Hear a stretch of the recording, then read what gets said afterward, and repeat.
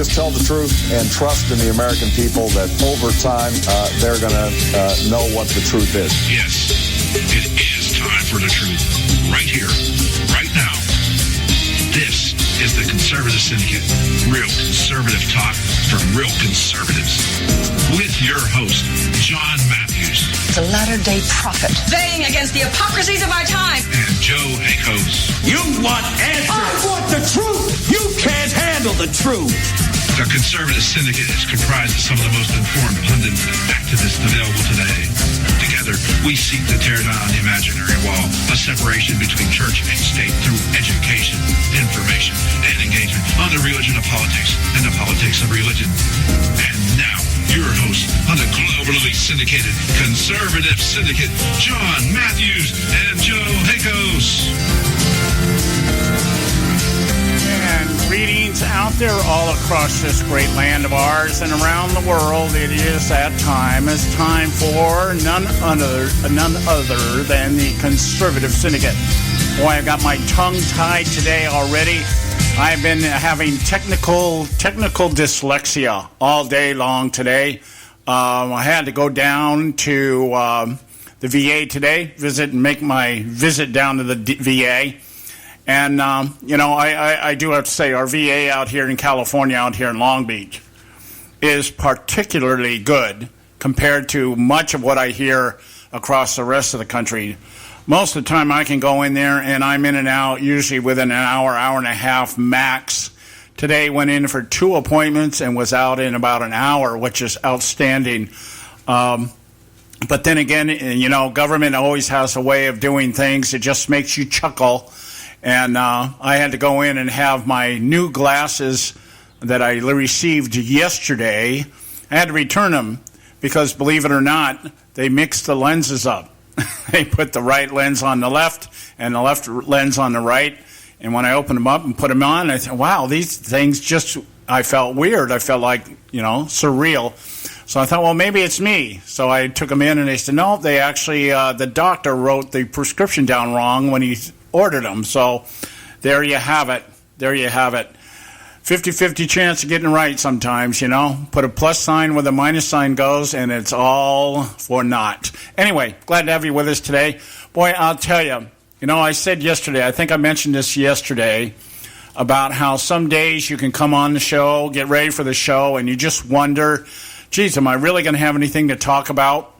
And then there are days you get up and you look at what's going on out there in the world and you go, holy moly, how am I going to fit all this into a day? And of course, we never do here at the Conservative Syndicate because we like to exhaust our topics. We like to talk about them till there's just nothing really to talk about anymore because we feel that's the best way to get the information out there for people to be able to understand it.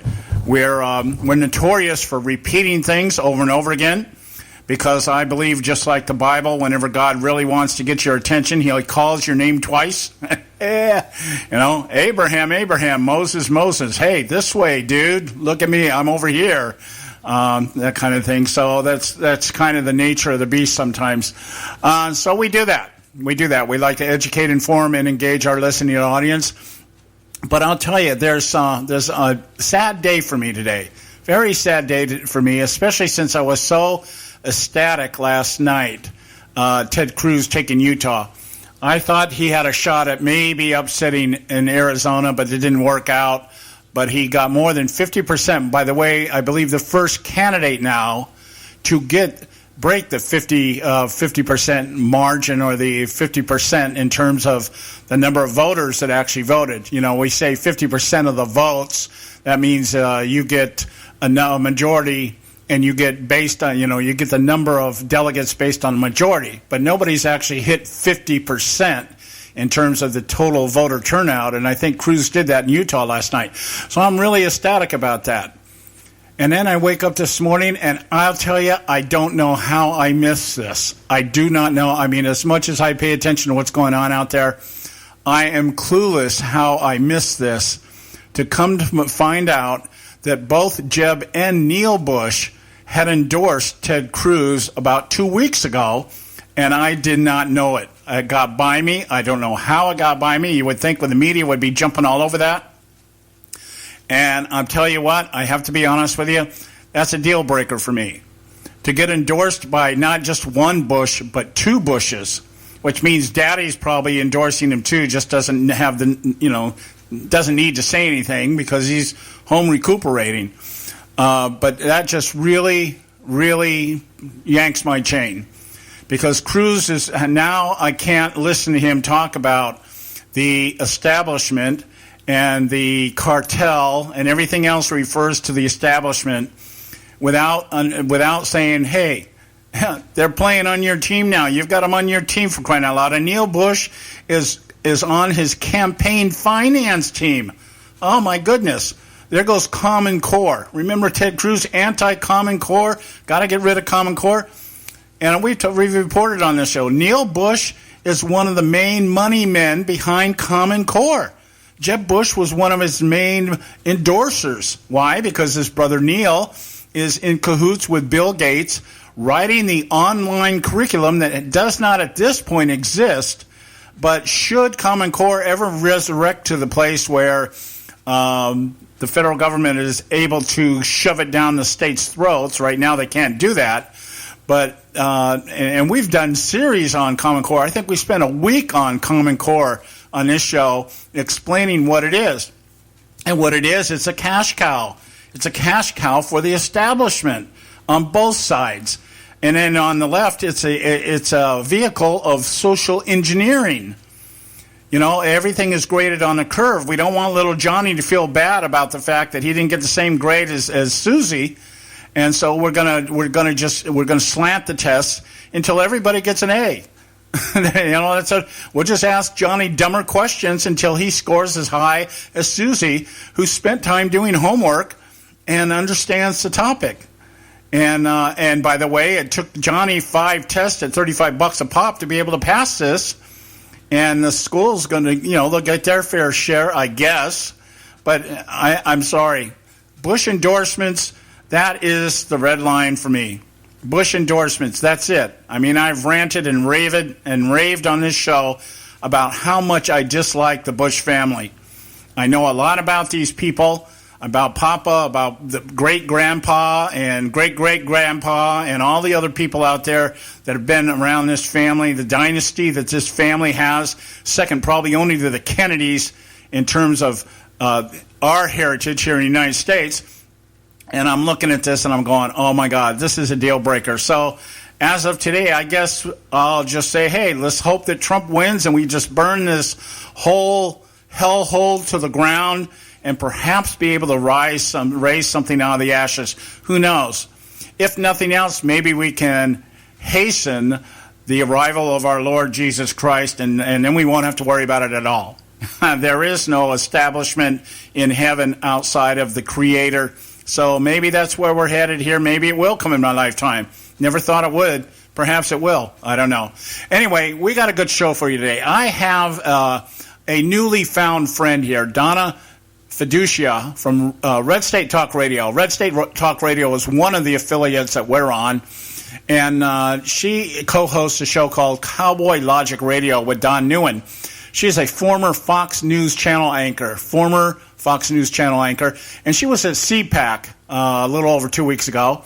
And I was talking to Don, the passing of Primo Mondone a few weeks ago, and I was talking with Don about it, and he mentioned to me about the CPAC, and I'd asked him to have Donna come on. So right after we do our commercial break here, we'll have Donna with us from Red State Talk Radio, Cowboy Logic Radio. So stay with us right here at the Conservative Syndicate. We'll be back in just a moment. You can catch all our archives at theconservativesyndicate.net. The Conservative Syndicate. Real conservative talk from real conservatives. When our water heater broke down last month, it was a nightmare. It took 5 hours for the plumber to show up, and he charged us a couple of $100 just to come out. And then it cost another $1,800 to put in the new water heater.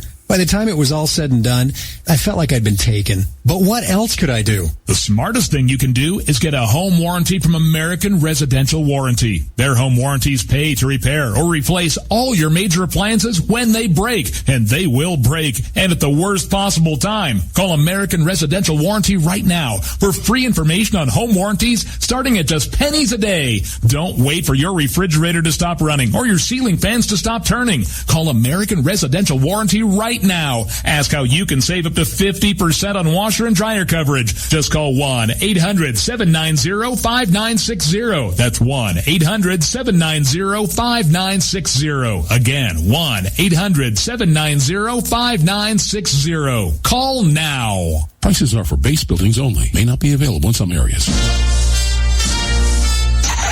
Attention business owners, do you want a stimulus package that really works? Before you spend thousands of dollars more than you should on your next building project, listen to this. General Steel has a stimulus package designed to help you save as much as half the cost of conventional construction on your next building. As much as half. That's right. General Steel can save you thousands of dollars with a pre-engineered steel building designed for your business or church. How about a 50 by 100 foot building for under $30,000? So don't pay thousands more than you should without calling General Steel first and save as much as half the cost and time of conventional construction. With the projected demand for steel in Japan and China, prices may be skyrocketing. 877-927-3360. 877-927-3360. 877-927-3360.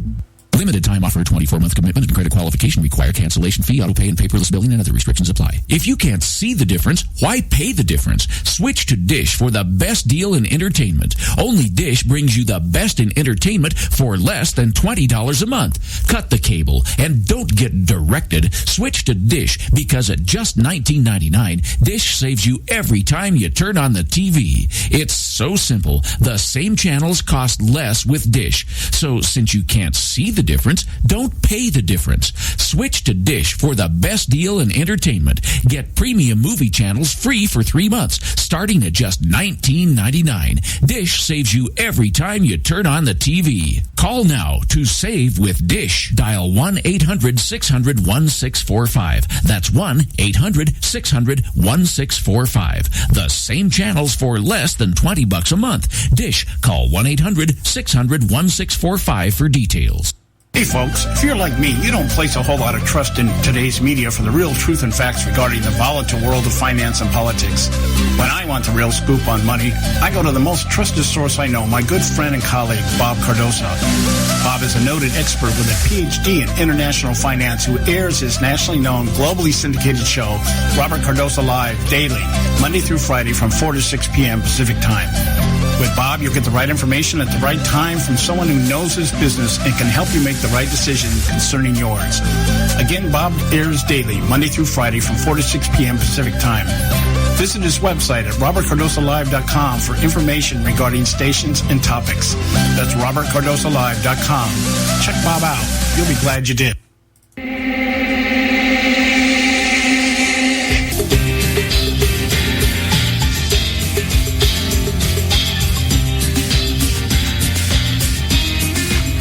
We're back, and you are listening to the Conservative Syndicate, real conservative talk from real conservatives, and we're glad to have you with us today. And I have with me Donna Fiducia, former Fox News channel anchor who currently teams up with Don Newen out at redstatetalkradio.com on their show Cowboy Logic Radio, which streams every Tuesday night, 9 p.m. on the East Coast, 6 p.m. out here on the left coast. And I asked Donna to come on to talk about CPAC. She and Don were at CPAC a couple of weeks ago, and I wanted to get her take on some of the things that went down there.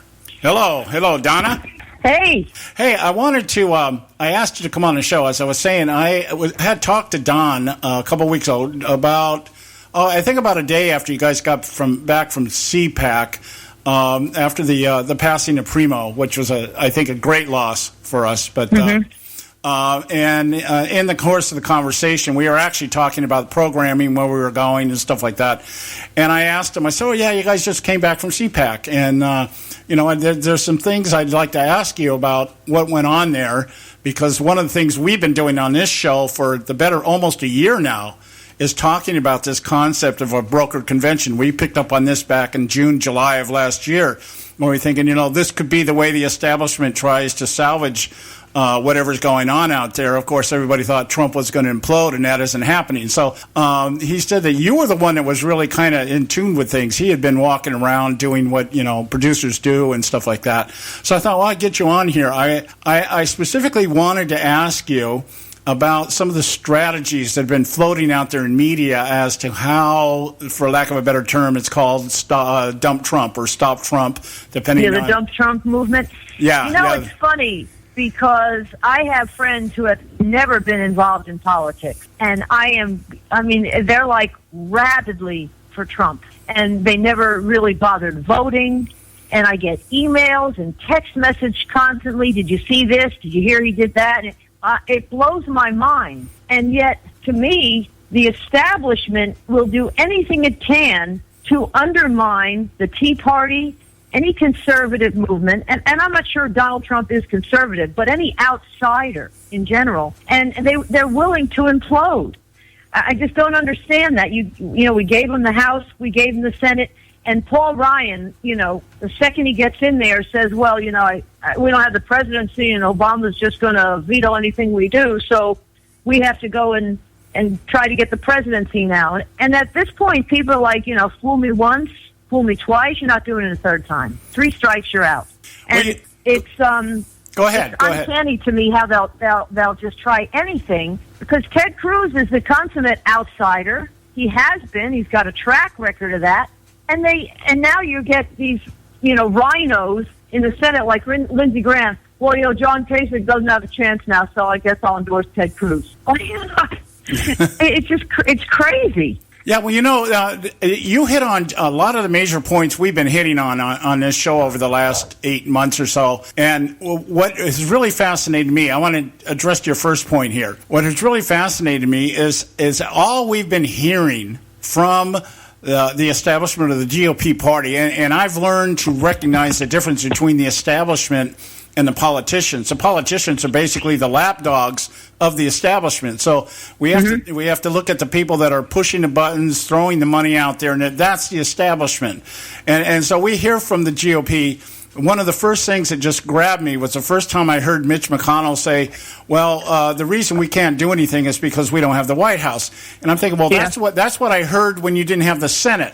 You need the Senate. We gave you the Senate. And I began to recognize this pattern that we're courted during the election season and we're marginalized in between everything else. And so I started looking at this and I'm going, well, what you would think the party that keeps telling us that we have to expand our base, and Donald Trump has done it better than anybody has, whether you like him or not, and we're now against him.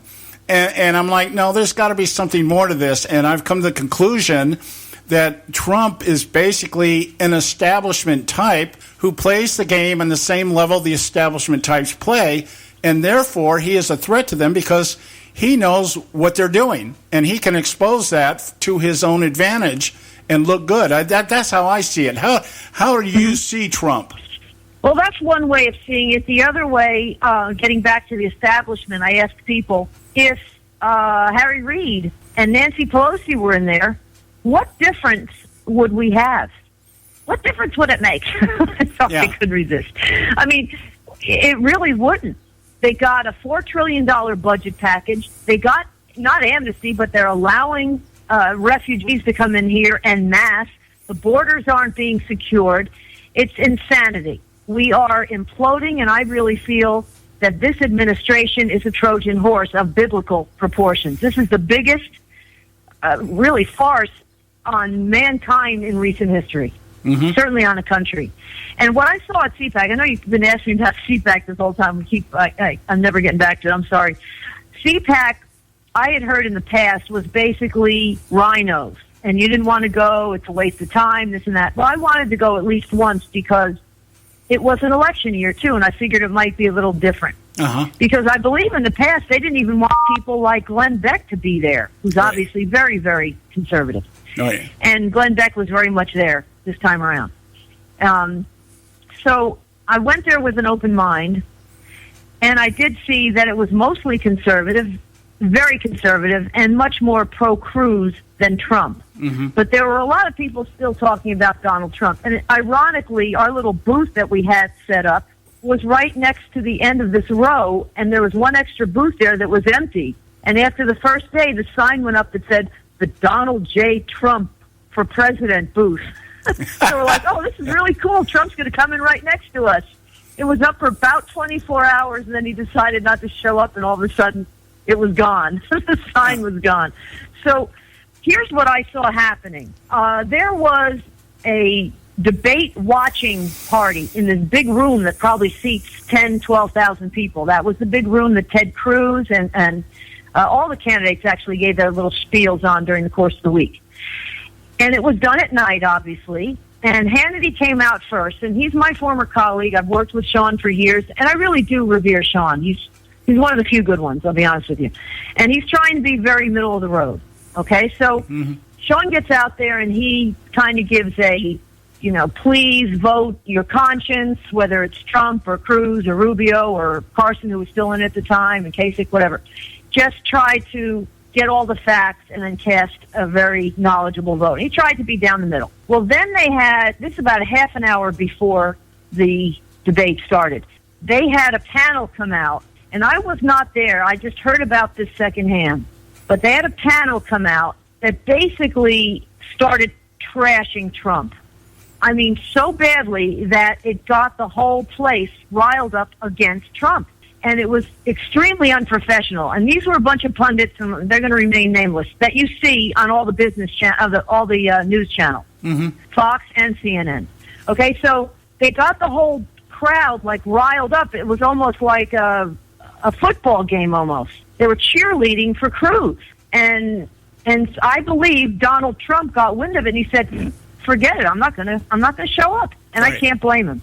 Yeah. Whether again you like Trump or not. What it did was it unfortunately kept everybody who wanted to hear Donald Trump talk from seeing Donald Trump talk. Now, I've been to some of the Myrtle Beach Tea Party conventions that they have, going back a couple of Januaries ago. Trump actually flew in when we were leaving on Monday as an afterthought and was going to talk, and we're like, we're going to have to miss him. We saw his big jet flying into the Myrtle Beach airport. Little did we know he'd be the front runner by far at this point, a little over 2 years later. But I've never actually seen Trump speak. I've met Cruz. I've interviewed him.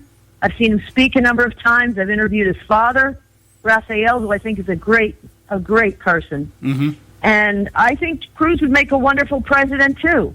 But I'll be honest with you, I think the way Trump was treated at CPAC was really wrong. And I don't blame them for canceling. Yeah, well, my position, I'm going to be very honest with you. My position changed today, just today. I have been a Cruz guy from the get-go.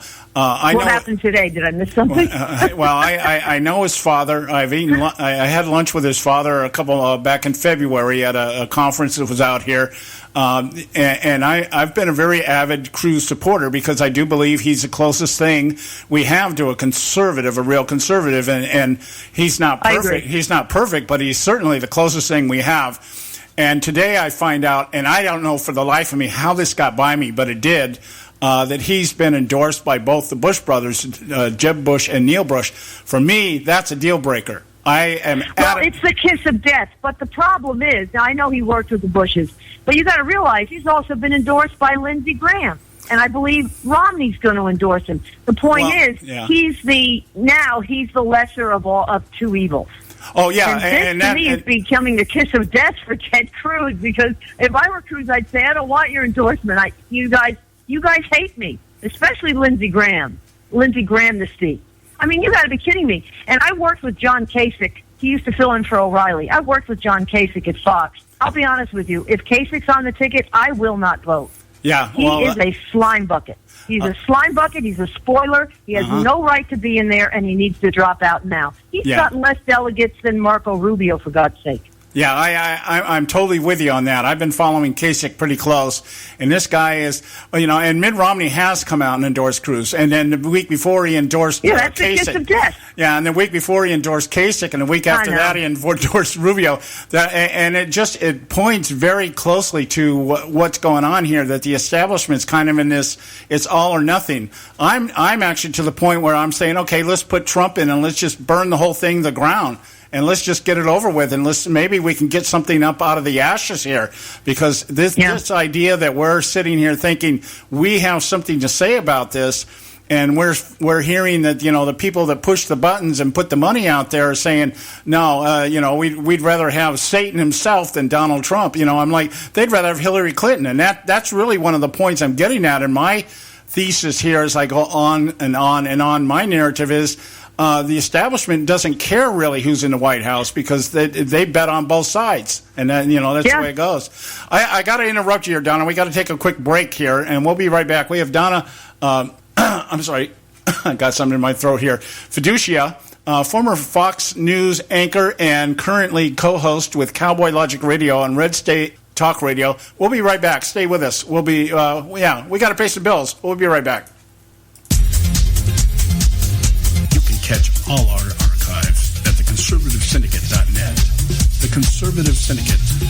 Real conservative talk from real conservatives.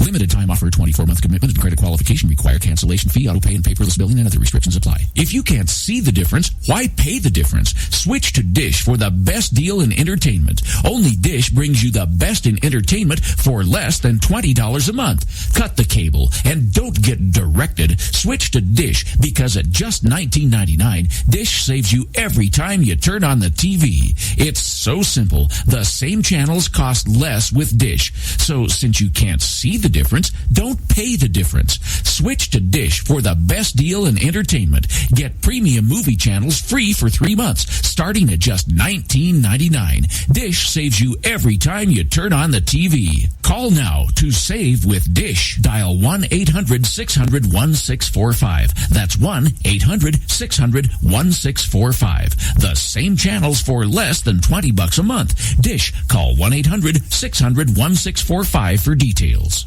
Attention taxpayers. If you've received a notice from the IRS or state, do not ignore it. It's also a big mistake to try and handle your tax problem on your own. If you owe back taxes, it's a fact that the government has the power to take everything you own, including your home, business, wages, savings, and your freedom. But here's the good news. There's a special toll-free tax hotline set up especially for you. This tax hotline will tell you about new programs that are geared to help you dramatically settle, reduce, or eliminate what you owe. But you have to call now. Take down this number or put it in your cell phone. But call 866-761-0959. 1-866-761-0959.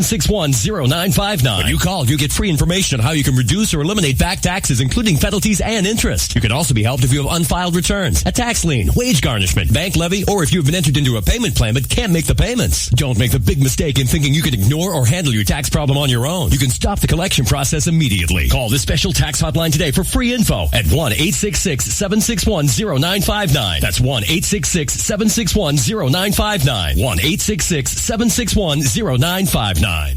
Term life insurance. It can be a powerful way to protect your assets and your family. You work hard to earn and save your money to build a nest egg for the future. Don't let it get wiped out because you didn't plan ahead. Take the time now and make a small investment in $500,000 or more in quality term life insurance. Call the Term Lifeline and let us shop the best companies to give you the lowest rates. We specialize in policies of $500,000 and above. Ask about some of our 10 and 20-year fixed rate plans with guaranteed rates. Call the Term Lifeline right now for your free insurance quote. 800-870-3609. 800-870-3609. You owe it to yourself to protect your family and your assets. Make term life insurance part of that plan. Call the Term Lifeline right now. 800-870-3609. 800-870-3609. Hey folks, if you're like me, you don't place a whole lot of trust in today's media for the real truth and facts regarding the volatile world of finance and politics. When I want the real scoop on money, I go to the most trusted source I know, my good friend and colleague, Bob Cardoso. Bob is a noted expert with a PhD in international finance who airs his nationally known, globally syndicated show, Robert Cardoso Live, daily, Monday through Friday from 4 to 6 p.m. Pacific Time. With Bob, you'll get the right information at the right time from someone who knows his business and can help you make the right decision concerning yours. Again, Bob airs daily, Monday through Friday from 4 to 6 p.m. Pacific Time. Visit his website at robertcardosolive.com for information regarding stations and topics. That's robertcardosolive.com. Check Bob out. You'll be glad you did. Since you can't see the difference, don't pay the difference. Switch to Dish and get the best deal in entertainment for less than $20 a month. Switch to Dish because at just $19.99, Dish saves you every time you turn on the TV. Call Go Dish to save with Dish. Dial 1-800-600-1645. Less than $20 a month. Dish. Call 1-800-600-1645 for details.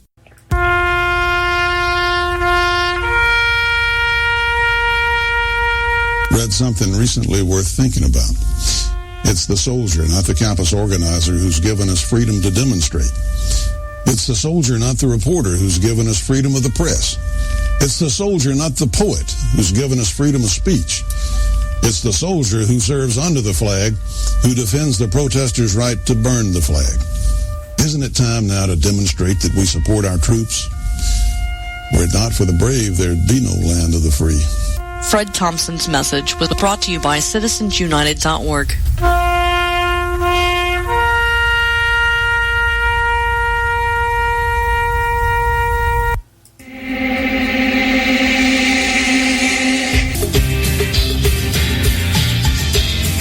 Hey, we are back, and you are listening to the Conservative Syndicate, Real Conservative Talk from Real Conservatives. I'm John Matthews, mad prophet of the airways, on a mission from God, and that mission is to tear down the imaginary wall of separation between church and state. We do that here at the Conservative Syndicate by educating, informing, and engaging you, our listening audience. We have with us right now Donna Fiducia, former Fox anchor, and currently co-host with Don Newen out there at Red State Talk Radio on the Cowboy Logic Show, and they air every Tuesday. I believe it's 6 p.m. out here in the West Coast. It'll be 9 p.m. out in the East Coast. Mm-hmm. And we were talking about the CPAC, the establishment, and everything else that's combined with that. It's gotten so discombobulated to some degree. I don't even know who the enemy is anymore. John, it's funny. I'm just listening to your commercials there, and they're talking about revering the soldier and not the student. And there is something happening. We're actually outside Atlanta, Georgia, and Michelle Malkin actually talked about this in her blog. Emory University students in Atlanta were appalled and shocked at Trump's 2016 chalk statements on the campus sidewalks strewn around the campus. Can you believe this? They were shocked and appalled. 70 years ago, 18-year-olds, younger than most of these students, were storming the beaches at Normandy. We are so soft, it's ridiculous. We're worrying about big gulps in New York City. Ted Cruz was talking about that in New York today. And, of course, New York Times has to say, he went in this stately reception hall with 2 chandeliers and cushioned seats, and outside was a guy selling knockoff bags and heavily discounted wool hats. I mean, it's just so ridiculous. They're going... Not only do the Republicans, let alone the conservatives and the Tea Party candidates that have some sort of basis in the Constitution have to get their word out, like they have to scream it out to get anybody's attention, but they also have to go against the mainstream media to get heard. And that's one thing Donald Trump's done very well. He's gotten a lot of free publicity just by basically saying outrageous things. And it's gotten people's attention. In some respects, he knows how to manipulate the media very well. Yeah, well, I kind of want to put you on a hot seat here because and the only reason is because today really just blindsided me. This thing with the Bush endorsements. Yeah, but that's an endorsement, though. You know, it's not Cruz's fault, really. I mean, I don't know. Maybe I guess you got a point there. Yeah, well, the problem I have with it is I have done so much research on the Bush family, and I can go back all the way back to Prescott Bush and point to things that are going on. And I sit here and I look at it. Here we have a man, Ted Cruz is constantly talking about the evils of the establishment, he calls them the cartel, the Washington cartel. Mm-hmm. I mean, and you don't get any more establishment than the Bush family. And I'm so why? I mean, it's kind of like it's almost like, okay, now what is the next progressive step here? You know, you talk about Lindsey Graham. I thought that was a joke. Lindsey Graham endorsement means that Cruz might have picked up 2 votes. So that he spent more time campaigning for Kasich than he did for anybody else for a while. So I understand they're all jumping on the Cruz ship to stop the Trump steamroller. You know, I understand the concept here, but what I can't get my head around is somebody like Ted Cruz, who I know to be pretty much, you know, a standard conservative and really, you know, somebody that's based on the principles and everything else. Why would he, for the life of me, join forces with people that he knows are the very people he's been attacking? That's what I can't get my head around. Yeah, and I definitely see your point there, but you got to look at Cruz's actions in the Senate. I mean, if any of the rhinos had at least backed him up to some extent, we might have had a chance about overturning Obamacare. And they just vilify him. To me, the establishment right now is in a death roll. They absolutely are going nuts because they at least know what they have with Ted Cruz. And he, you know, first they were backing Jeb. Then they were backing Rubio. Then they were backing Kasich, who's basically mathematically eliminated unless you do Common Core math, then you might have a chance, which in today's society isn't so far-fetched. And so now they're backhandedly endorsing Cruz. But look at what Cruz has done through the years. Even to stand up in Iowa against ethanol, knowing what a big thing that is in that state, and he won the state very handily. So he is principled in some respects, but you know, you really can't be a total outsider if you're a senator when you think about it, let alone if your wife works for Goldman Sachs. So of course that's going to be played up. But nobody talks about Hillary Clinton and as Secretary of State selling state secrets to foreign governments, and we're worrying about, you know, Wall Street and Goldman Sachs. Well, I mean, this is so out of control on the left that I'm afraid we're going to just hand this to Hillary for no reason. Yeah, and by splitting the party. And that's really kind of my fear. It's like, I'm almost like, let's let Bernie run the show, because that would be very interesting to see how an avowed Democratic Socialist runs a show different than an unavowed Democratic Socialist, like the Obamas or the Clintons. But I'm almost, you know, I call him Uncle Bernie. He's the guy that's in the room, you know, hey, pull my finger, you know, that kind of guy. And I'm not so sure at this point that it wouldn't be a bad idea to let's just, like I said, let's just explode the whole thing. Let's just blow it up. I mean, what it might do is make the idiot millennials that have never had a job, and I can say this lovingly because I have 2 kids, and they don't expect a job. I think my kids were a little bit more on the cusp before the Bernie stuff came in, but I'm seeing it with Don's kids because they're about 5 years younger than mine. Yeah. And there's no inkling to get a job because at this point they think there's no point in it. And maybe if they attempted to get a job and Bernie Sanders were president and they'd have to realize that 97% of their paycheck was going to the government, they might wake up and realize, hey, you know, socialism and communism isn't all cracked up to be. And maybe you shouldn't wear that Che Guevara T-shirt. Yeah. Well, I want to here, before we go to the break we got to go to break in about 3 or 4 minutes. And I've got one of my listeners out here just harping on me. He is I guess a big fan of yours. As soon as he said, Donna, you know, from Fox News, you know, that kind of thing. And I want to ask the question for him. He had a question here. I'll ask it for him because I don't want to tie the lineup. He asked, is there anything that you did while you were at Fox News or any time that you spent with him that you regretted? That I regretted? Yeah. Gosh. No, not really. I really enjoyed it. And I hate to say it, it really was a very nice place to work. I left in almost 2008, late 2007. It was really attempting to be a journalistic organization. I hate to say it, that I just can't say that anymore. I don't feel that way anymore. Isn't that a terrible thing to say? I revere what Roger Ailes did, even to this day. I think he kind of did what Rush Limbaugh did for talk radio. He tried to bring it to the television.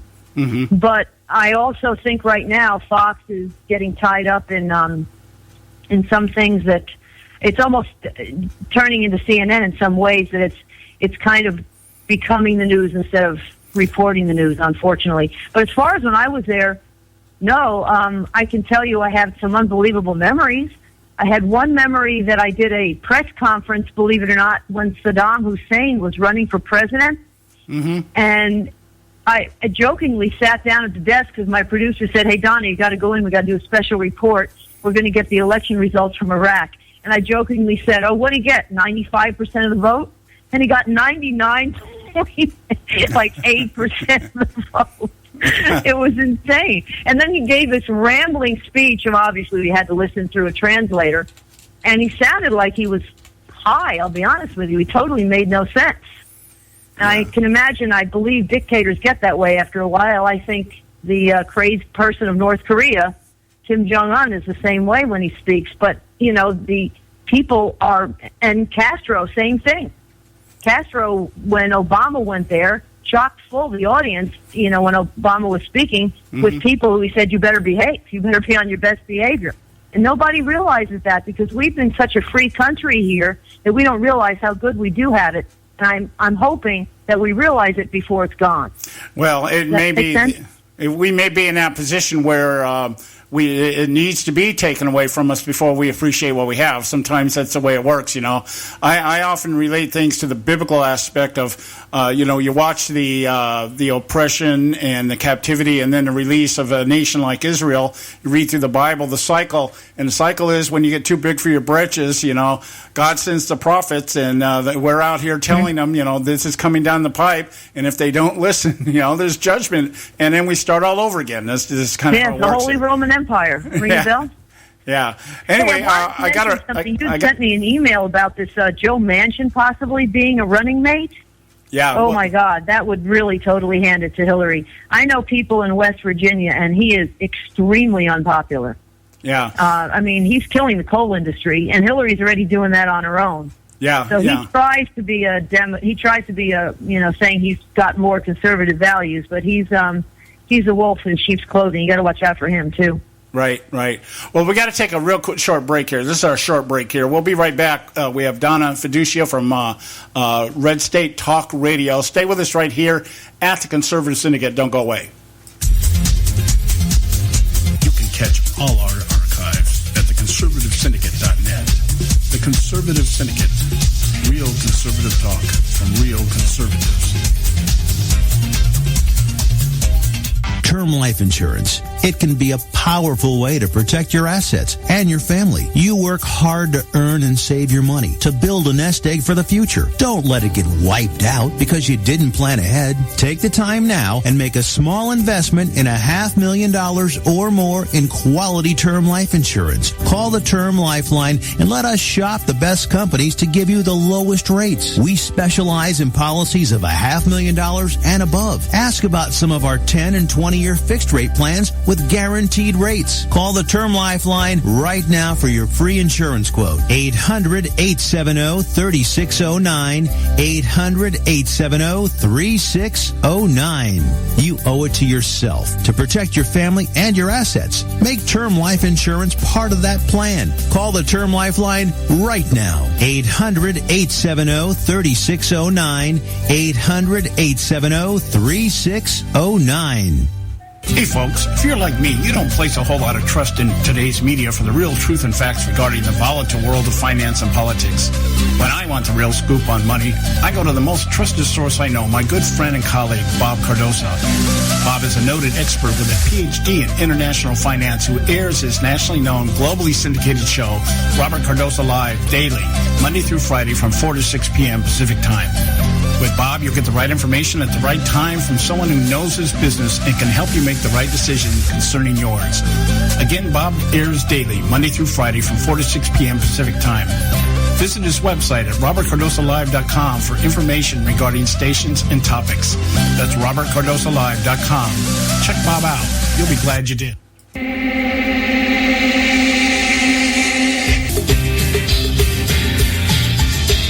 Okay, folks, we're back, and you are listening to the Conservative Syndicate, Real Conservative Talk from Real Conservatives. I have with me Donna Fiducia from Red State Talk Radio. She does a show with Don Newen out there called Cowboy, what is it, Cowboy Logic? Is that Cowboy Logic Radio? It started as a, actually the Facebook page, because we have a 62-acre horse farm now after I left Fox, moved down to the Atlanta area and tried to raise horses, and that kind of tanked just as badly as the journalism profession did for me. Yeah. And so it grew because Don is actually a professional musician. He toured with groups like the Marshall Tucker Band years ago. And so we had a studio in the basement anyhow, and we started, and it grew. If you go to cowboylogic.us, you can get all the information on the show.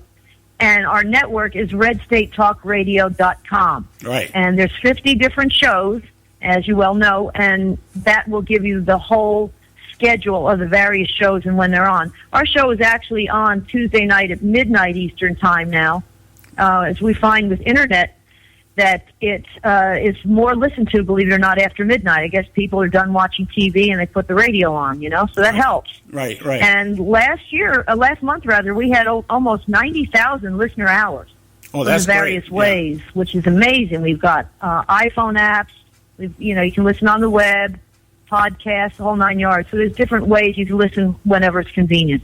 Oh, I know. Coming on with Red State Talk Radio, and then I hooked up with another network. And just between those two, we're carried on about 8 affiliates right now. But the two, between you and the other one, we hit, I think, pretty close to 2 million listeners last year. So I'm just totally excited about being part of the network over there. And most of the shows, there are a few shows I would question, but I'm not the producer, so it doesn't make any difference. But in a few moments that we have left here, I wanted to kind of get a feel from you, if you can give me one, an opinion. Do you think we are going to end up here at a brokered convention, or do you think this thing will fall in line and process out the way it's supposed to? Well, I really don't think it's going to be a brokered convention, because I think there are so many Trump supporters out there, and there's a lot of blue dog Democrats, Reagan Democrats, that are voting for Trump, that the rhinos that are running the Republican Party don't see. I'll tell you what I don't trust, is I don't trust Paul Ryan as far as I can throw him. Right. I'm with you there. I have horses, like I said, and the first thing you to look at is the eye of the animal to really see inside their psyche almost, and their intent. Right. And goodness of them. And Paul Ryan and John Boehner had those same crazy eyes. If they were horses, I'd never buy them. That's the only thing I can say. Ryan said, I don't want to be Speaker of the House. Then he begrudgingly takes it. Now he says, I don't want to be president. But behind closed doors, both he and Romney, I believe, have actually filed paperwork to run. Yeah, and I just don't trust this guy as far as I can throw him. Yeah, you just hit on something that we've been floating here the last few days here, is that what I'm suspecting what's going to happen here is that Ryan and Romney will go out on a third ticket and try to keep 270 electoral votes going to either Hillary or whoever the Republican nominee is, and then that puts the selection process of the president in front of the House of Representatives. And you got to realize Paul Ryan couldn't even carry Wisconsin for Mitt Romney. I mean, he's totally inside the Beltway establishment politician. Nobody wants to have anything to do with this guy as far as the voting public is concerned. They see through it. And that's why the outsiders like Trump and Cruz are striking a nerve. Now, whether Cruz gets kind of endorsed by the Bushes, I mean, that's unfortunate. But as far as I'm concerned, I think Ted Cruz is a very honorable man from what I've met him and what I've gotten to know him, through the years, and just watching how he operates. Yeah, I agree with you. That's probably why I am so discombobulated about even associating himself with what he refers to as the cartel. We're out of time, Donna, and I wanted to give you time to plug your show and everything that you're doing. Anything you want to promote right now, you've got a couple minutes to do it. Well, just real quick, what I wanted to say with Cruz is I believe if it does possibly go down to the last few hundred delegates, I don't think that he's going to let it go to brokered convention. I think he's honorable enough to give his delegates to Donald Trump. That's just my gut feeling.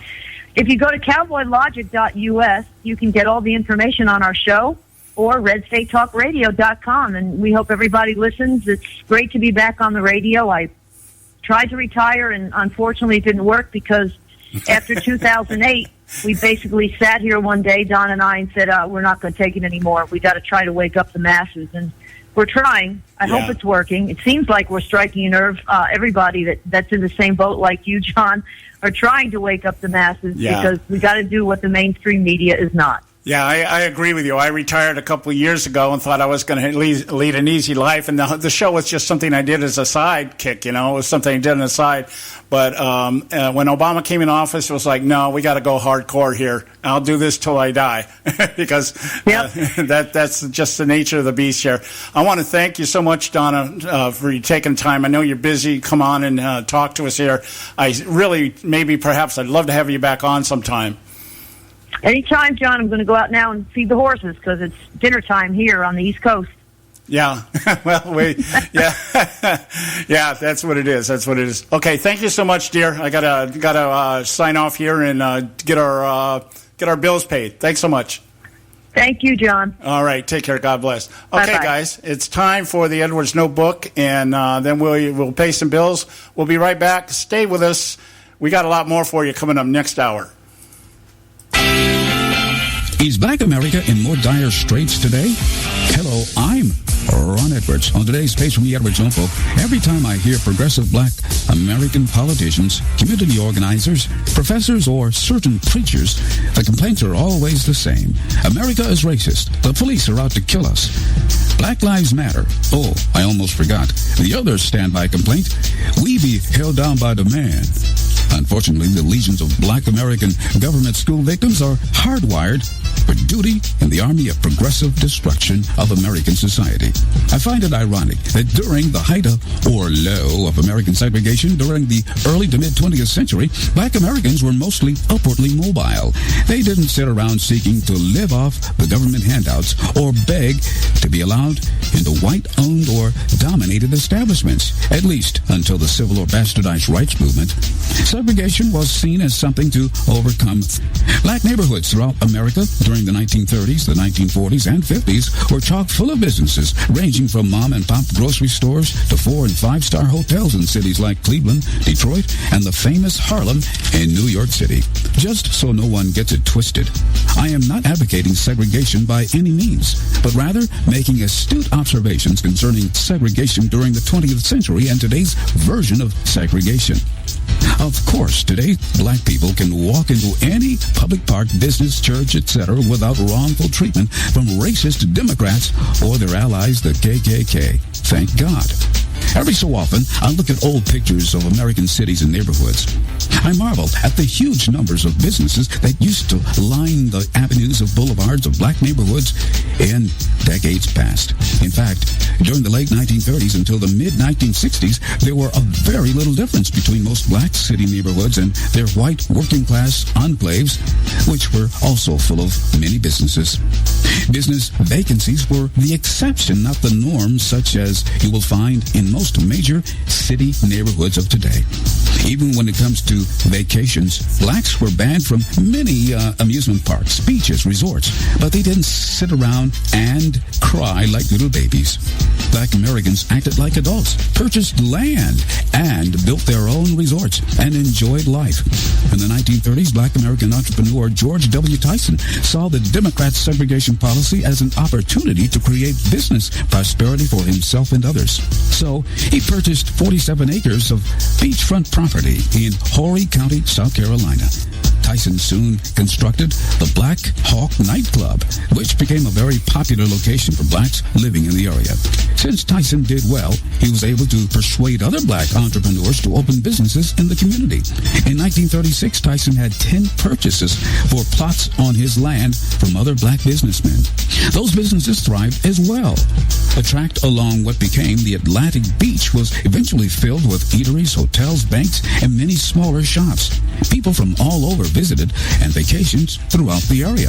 Because of Democrat KKK segregationists' practices and laws, Atlantic Beach also became the host for many prominent Black American singers who performed at nearby Myrtle Beach. Unfortunately, the fun was blown away by a double whammy consisting of Hurricane Hazel in 1954.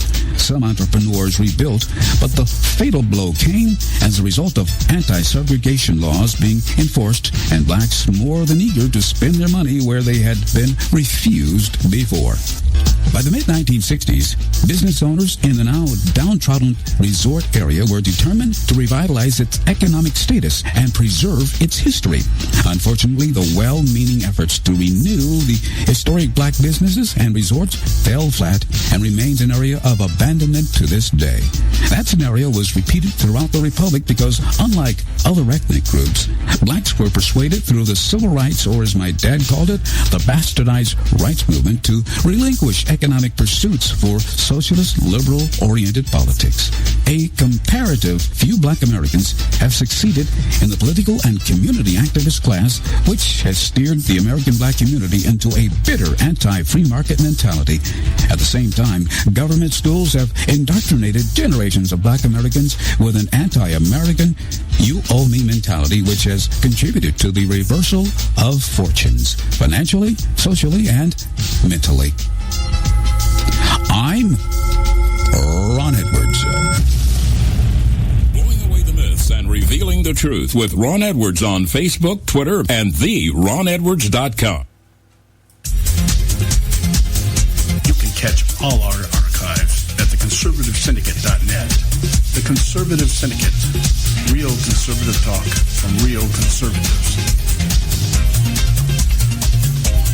When our water heater broke down last month, it was a nightmare. It took 5 hours for the plumber to show up, and he charged us a couple of $100 just to come out. And then it cost another $1,800 to put in the new water heater. By the time it was all said and done, I felt like I'd been taken. But what else could I do? The smartest thing you can do is get a home warranty from American Residential Warranty. Their home warranties pay to repair or replace all your major appliances when they break, and they will break, and at the worst possible time. Call American Residential Warranty right now for free information on home warranties starting at just pennies a day. Don't wait for your refrigerator to stop running or your ceiling fans to stop turning. Call American Residential Warranty right now. Ask how you can save up to 50% on washer and dryer coverage. Just call 1-800-790-5960. That's 1-800-790-5960. Again, 1-800-790-5960. Call now. Prices are for base buildings only. May not be available in some areas. Attention business owners, do you want a stimulus package that really works? Before you spend thousands of dollars more than you should on your next building project, listen to this. General Steel has a stimulus package designed to help you save as much as half the cost of conventional construction on your next building. As much as half. That's right. General Steel can save you thousands of dollars with a pre-engineered steel building designed for your business or church. How about a 50 by 100 foot building for under $30,000? So don't pay thousands more than you should without calling General Steel first and save as much as half the cost and time of conventional construction. With the projected demand for steel in Japan and China, prices may be skyrocketing. 877-927-3360. 877-927-3360. 877-927-3360. Hey folks, if you're like me, you don't place a whole lot of trust in today's media for the real truth and facts regarding the volatile world of finance and politics. When I want the real scoop on money, I go to the most trusted source I know, my good friend and colleague, Bob Cardoso. Bob is a noted expert with a PhD in international finance who airs his nationally known, globally syndicated show, Robert Cardoso Live, daily, Monday through Friday from 4 to 6 p.m. Pacific Time. With Bob, you'll get the right information at the right time from someone who knows his business and can help you make the right decision concerning yours. Again, Bob airs daily, Monday through Friday from 4 to 6 p.m. Pacific Time. Visit his website at robertcardosolive.com for information regarding stations and topics. That's robertcardosolive.com. Check Bob out. You'll be glad you did.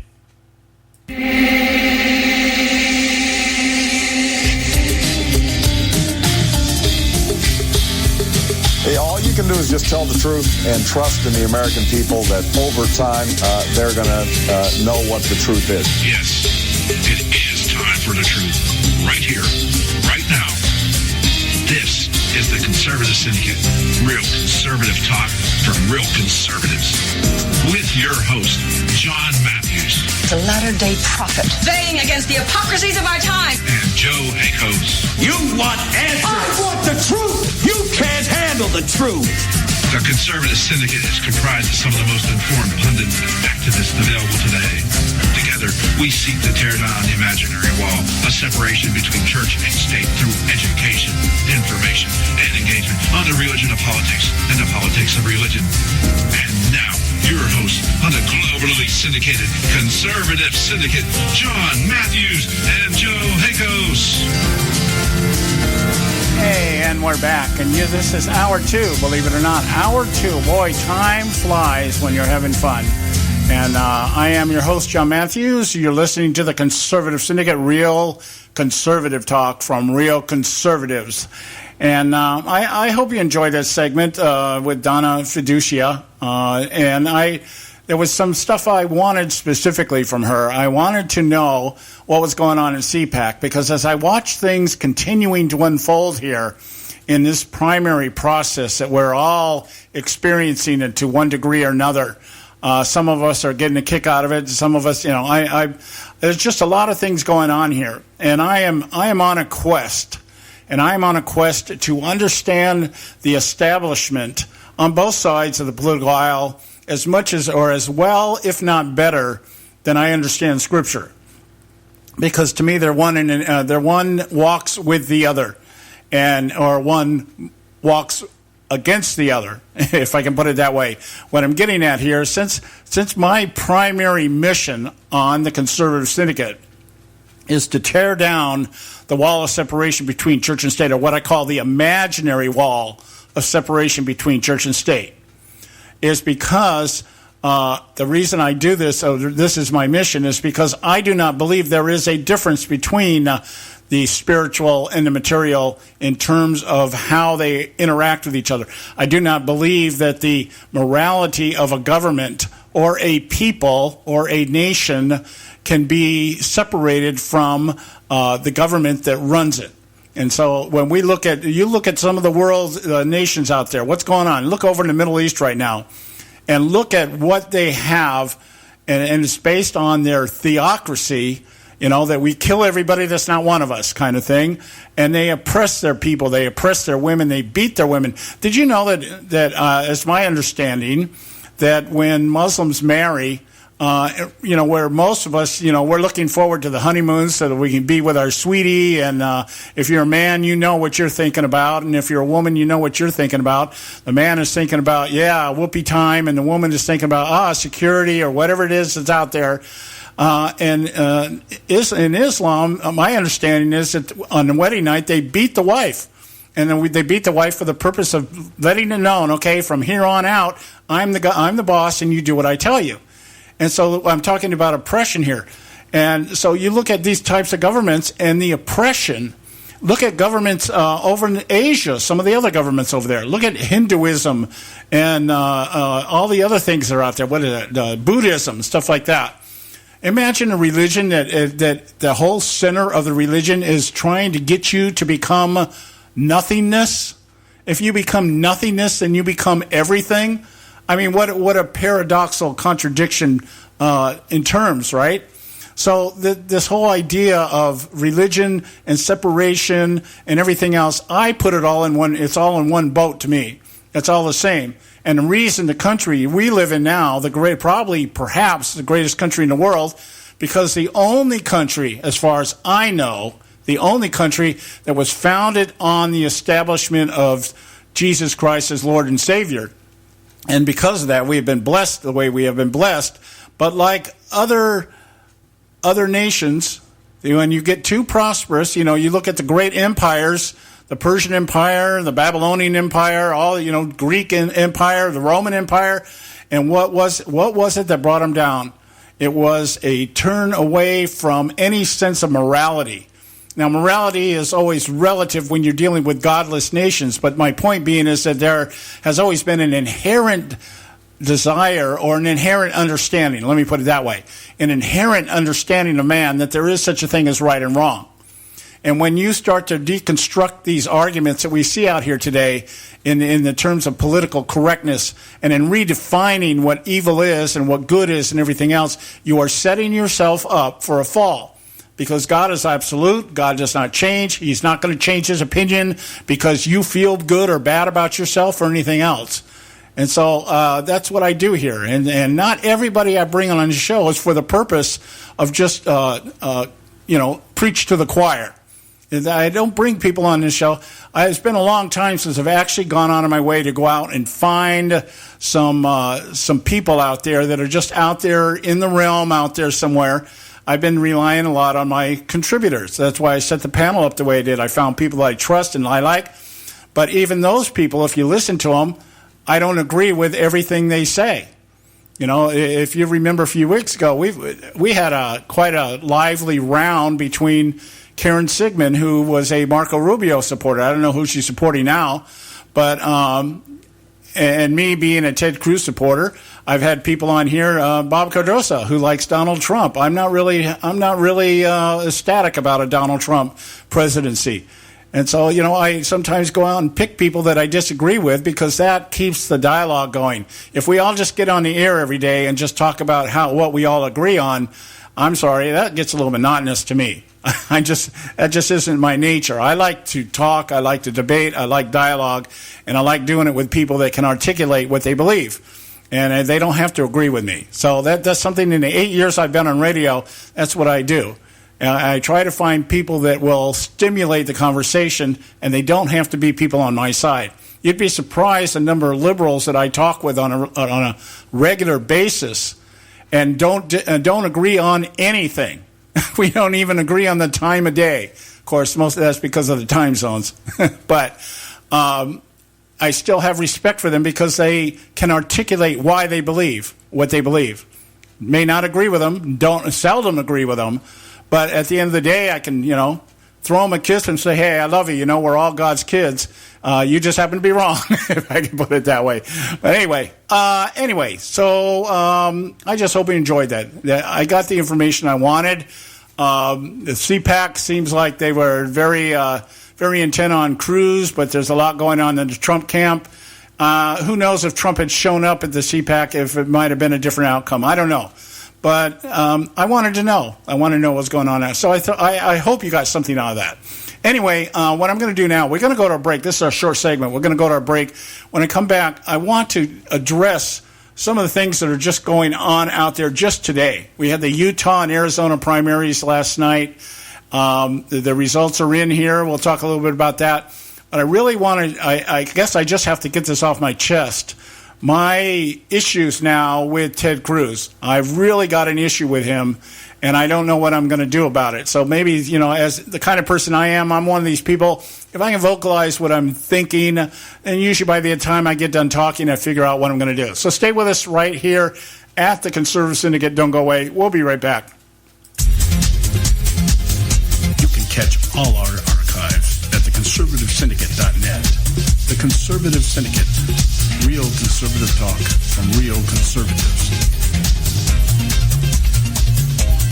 When our water heater broke down last month, it was a nightmare. It took 5 hours for the plumber to show up, and he charged us a couple of $100 just to come out. And then it cost another $1,800 to put in the new water heater. By the time it was all said and done, I felt like I'd been taken. But what else could I do? The smartest thing you can do is get a home warranty from American Residential Warranty. Their home warranties pay to repair or replace all your major appliances when they break, and they will break, and at the worst possible time. Call American Residential Warranty right now for free information on home warranties starting at just pennies a day. Don't wait for your refrigerator to stop running or your ceiling fans to stop turning. Call American Residential Warranty right right now. Ask how you can save up to 50% on washer and dryer coverage. Just call 1-800-790-5960. That's 1-800-790-5960. Again, 1-800-790-5960. Call now. Prices are for base buildings only. May not be available in some areas.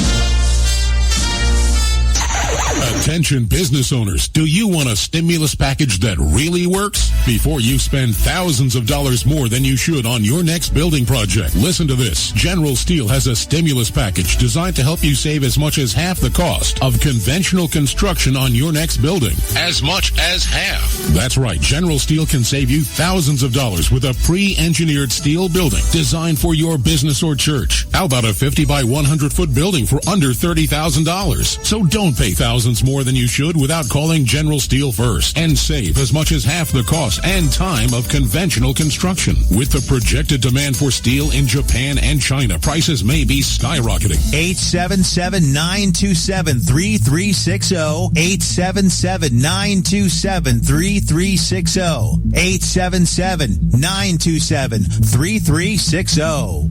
Term life insurance. It can be a powerful way to protect your assets and your family. You work hard to earn and save your money to build a nest egg for the future. Don't let it get wiped out because you didn't plan ahead. Take the time now and make a small investment in $500,000 or more in quality term life insurance. Call the Term Lifeline and let us shop the best companies to give you the lowest rates. We specialize in policies of $500,000 and above. Ask about some of our 10 and 20-year fixed rate plans with guaranteed rates. Call the Term Lifeline right now for your free insurance quote. 800-870-3609.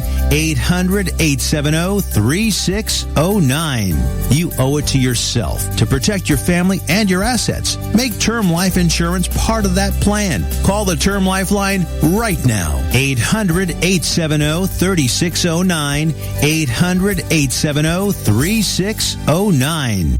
Hey folks, if you're like me, you don't place a whole lot of trust in today's media for the real truth and facts regarding the volatile world of finance and politics. When I want the real scoop on money, I go to the most trusted source I know, my good friend and colleague, Bob Cardoso. Bob is a noted expert with a PhD in international finance who airs his nationally known, globally syndicated show, Robert Cardoso Live, daily, Monday through Friday from 4 to 6 p.m. Pacific Time. With Bob, you'll get the right information at the right time from someone who knows his business and can help you make the right decision concerning yours. Again, Bob airs daily, Monday through Friday from 4 to 6 p.m. Pacific Time. Visit his website at robertcardosolive.com for information regarding stations and topics. That's robertcardosolive.com. Check Bob out. You'll be glad you did.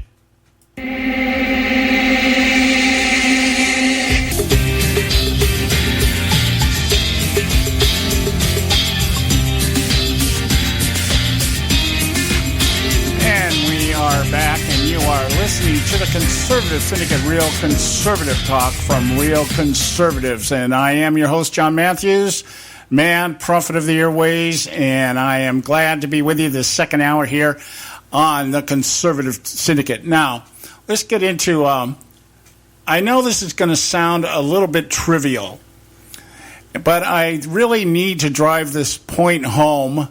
I tried to bring it forward when we were talking with Donna Fiducia last hour. But I really want to, just between you and me, and really just kind of bring this thing full circle here and explain. Sometimes the trivial stuff is where you find the real truth. And, you know, a lot of times little sound bites, when the left screws up and reveals the truth to you in a little sound bite. Something like the other day, Bill Clinton saying, if you want to undo the failing legacy of the last 8 years, you need to vote for Hillary. Okay, that is a slip of the tongue, but it is if I can use the biblical principle, out of the abundance of the heart, the mouth speaks. And one thing about liberals that's really great is that if you let them talk long enough, they'll actually tell you what they're really thinking rather than what they think you want to hear. And a slip like that is something that now the Clinton campaign now is going to slow her down in terms of steamrolling over Bernie Sanders. But they have to devote some time to it because one of the things they have to do, they have to be very careful. The Clintons have to be very careful about saying or doing anything that tarnishes the Obama legacy. Because if you piss off Obama that way, he's going to do something through his elements out there, through his contacts. And we've seen it a couple of times here. And it will happen.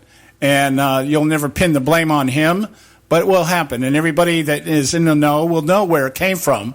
But it won't make any difference because it will have accomplished its purpose. So what I'm saying is that you hear and see things, and sometimes in a moment of haste, of not really listening to what a question is, or maybe you're just in a bad mood and somebody says something to you and you let the truth slip out.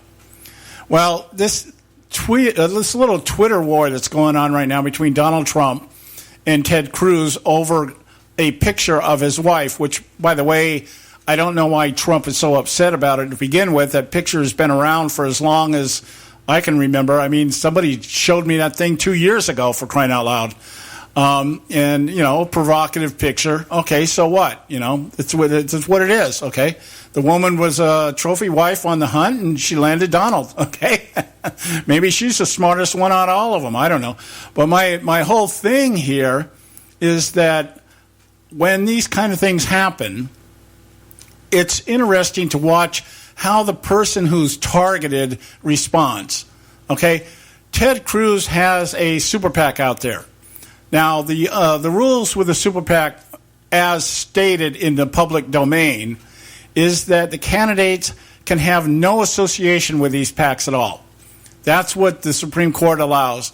They can have these super PACs, and you can go out there and dump as much money into campaigns as you want, but you can't work hand in hand with the candidate. It's kind of a backwards way of doing things. It's a behind the back door kind of thing, but that's the way it is. That's just the way it is.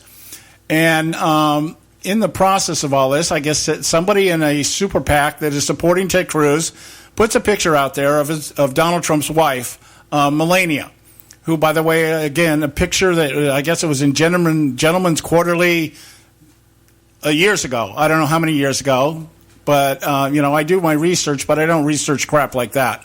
But apparently, and it's a picture that I've seen off and on again across social media, like I said, several years now, that I can think of, that every now and then it pops up somewhere. Somebody wanted, oh, yeah, this is going to be our next first lady, blah, blah, blah. Okay, so what? I'd rather look at her than Michelle Obama, if you want me to be honest about it. And certainly better than looking at somebody like Hillary Clinton, for crying out loud. So, that's just what it is. That doesn't mean I'm going to go hide in a closet somewhere, and do the dirty. I'm just saying that's just the nature of the beast. I'd rather look at a good-looking woman than an ugly one. I'm sorry, excuse me. Maybe I'm chauvinistic or sexist, whatever. But anyway, Donald Trump, here we are in heat of the battle, and Donald Trump, never missing an opportunity to be an asshat, decides he's going to respond to it, and he comes out and tweets back at Ted Cruz. Oh, Ted Cruz, that's some low-level ad you did using a picture of Melania in GQ shoot. Be careful or I will spill the beans on your wife. Now, Donald Trump knows that if this came from a super PAC, that Ted Cruz had nothing to do with it, per se. Okay? Per se. That's all I'm saying. I don't believe and buy for a moment that these people that have these super PACs out there running exempt from government intervention and regulation and rules and everything else don't have some knowledge of what's going on in these PACs. Now, they may not be conversing with them, but somebody is. Somebody knows what's going on. And if you're getting a third or fourth hand from an aide somewhere, just so you know what's happening, somebody's monitoring it, because you don't want somebody setting up a PAC for you that turns around and starts putting out Anthony Weiner pictures on the phone and saying, hey, this is your buddy, that kind of stuff. So there's got to be people monitoring these PACs. But anyway, Donald Trump decides to do what Donald Trump does. He takes the opportunity to go after somebody and slander them, because apparently Donald Trump lives in a world of 145 characters.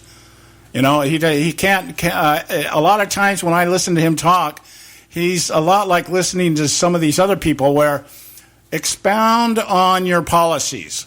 Give me some substance as to what you're going to do with foreign policy. Mr. Trump, how are you going to deal with immigration. Oh, we're going to build a wall. Okay, how are you going to build that wall? Well, we're going to build it big. Okay, well, how are you going to build it big? Well, who's going to pay for it? Oh, they're going to pay for it. How are they going to pay for it? Because they're going to pay for it. You know, that is the Donald Trump mantra. I've never heard him really sit down and say, you know, he started to expound a little bit on it lately, that we're going to get Mexico because they have a $53 billion trade deficit. But he's never equated that into, okay, how is that going to get Mexico to pay for the wall? He's saying, well, he's basically, well, we're going to make a deal. Okay? See, there's nothing there that gives you any substance as to how are you going to make a deal with a guy that just told you that, or is speaking for a government, he's not president anymore, but the guy just told you he's not paying for any effing wall from Donald Trump, okay? Do you think that does not reflect the leadership that's down there in Mexico right now, even though Vincent is not the president? He comes out, you think the guy down in Mexico, the president of Mexico, sitting down there going, gee, I got to figure out how to pay for this wall? No, they're all saying the same thing. They're flipping him the bird, saying, no, Donald, we're not going to pay for this. So now I said, well, we got a $53 billion deficit, and we're going to work out a deal. Well, how are you going to work out the deal? What are you going to do? Are you going to take a certain amount of money that they from commerce that they bring in here to pay for that wall? Are you going to do something with the monetary system? Are you going to manipulate the dollar to the peso or whatever it is? How are you going to do this? Well, we don't get those kind of details, okay? So I said all that just to reiterate my point is that Trump does not speak in substance. He speaks in 145 characters or less. That's his mentality. That's the way he talks. He's a businessman. I guess in a business meeting, you're sitting there going, make it happen, and that's all you have to say. This is what I want. Make it happen. You're fired. You know, that kind of stuff. That's the depth of his conversations with people that he deals with. And so, you know, that is what it is. I'm not criticizing that. I'm just recognizing for what it is. So anyways, he shoots this tweet out here and tells Cruz, be careful, I'll spill the beans on your wife. Well, you know, the natural reaction of everybody is, oh my God, what deep, dark secret does Donald Trump have about Heidi Cruz? Well, okay, it could be one of two things. The fact that she has suffered from depression, she's been treated for that, or maybe she's a director for Goldman Sachs. Those are not deep, dark secrets to anybody that's out there looking or listening or watching what's going on. What other trash could you dig up, Trump? I don't know. But that's Trump. That's the way Trump is. That's the way he responds to things. That's the way he deals with things. He bullies, he antagonizes, he chastises, and he usually does it in 145 characters or less. Okay? That's just the way it is. Okay? So that's the nature of the beast that you're dealing with. But for Ted Cruz to respond the way that he did, he basically disavowed that it came from anything that he had anything to do with it in terms of it being a pack. Okay? He basically says, the pick of your wife, not from us, Donald. If you try to attack Heidi, you're more of a coward than I thought. That's how Ted Cruz responded to it. So you got this little Twitter going back and forth between these two guys, and the media just milking it for all it's worth, that kind of thing, and which is what the media does. That's what they do. They like to milk this stuff. You know, it's kind of like a soap opera.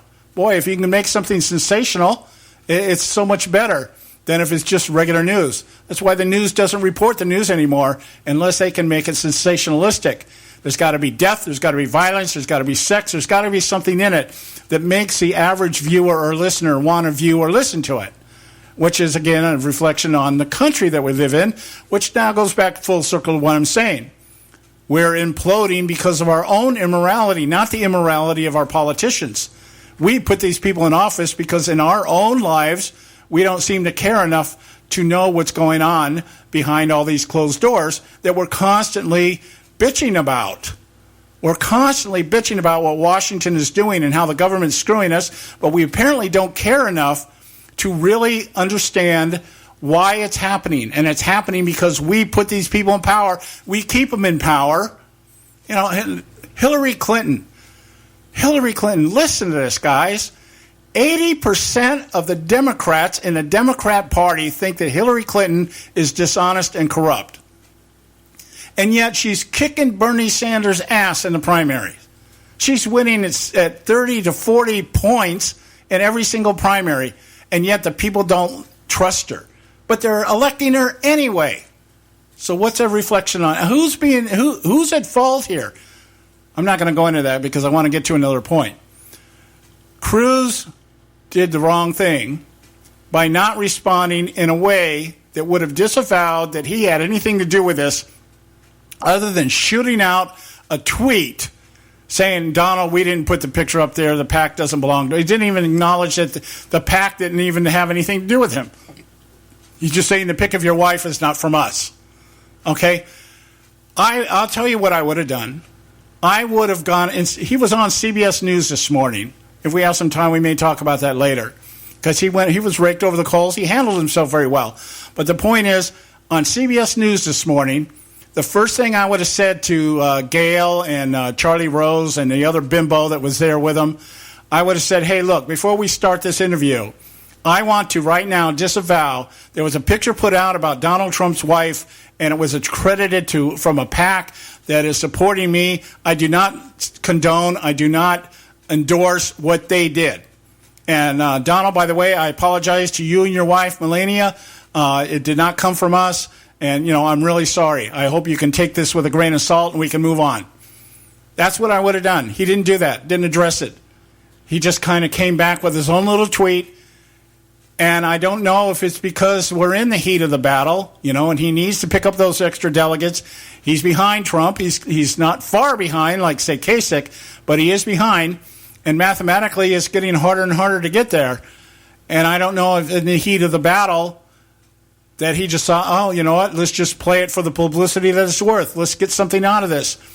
Which now leads me to the next topic, which I'm going to have to do after the break here, which is, how in the hell did you get involved with the Bushes?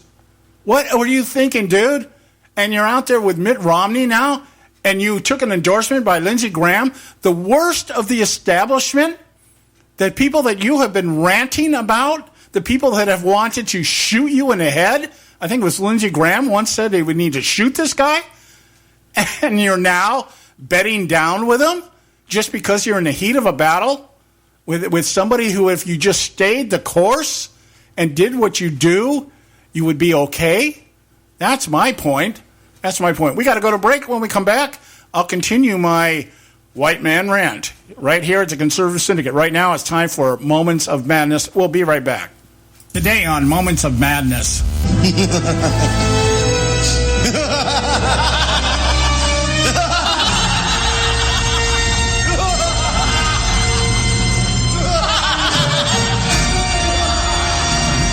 The recent violence that has begun to appear across the country at Donald Trump rallies underscores the truth embedded in the old adage, those who failed to learn from history are too often the idiots that blindly repeat it.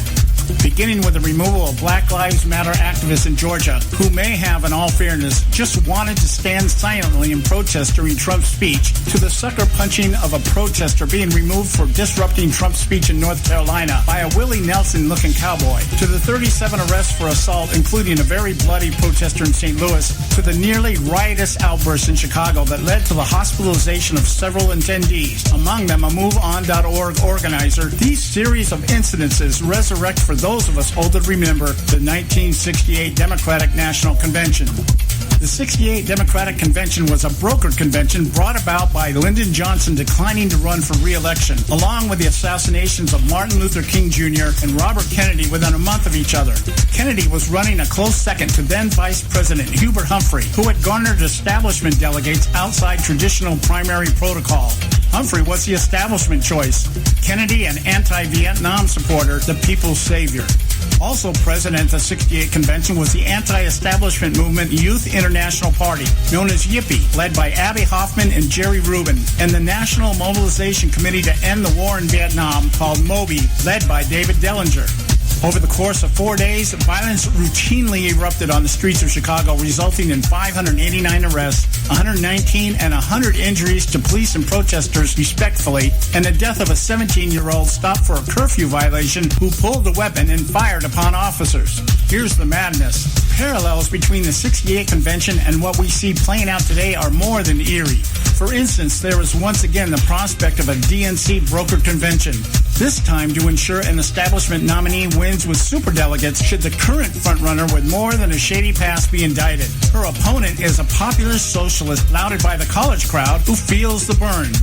Just as chilling is the even more serious prospect of a GOP broker convention to stop a populist who refuses to play by establishment rules and in doing so has captured demographics establishment candidates can only dream of.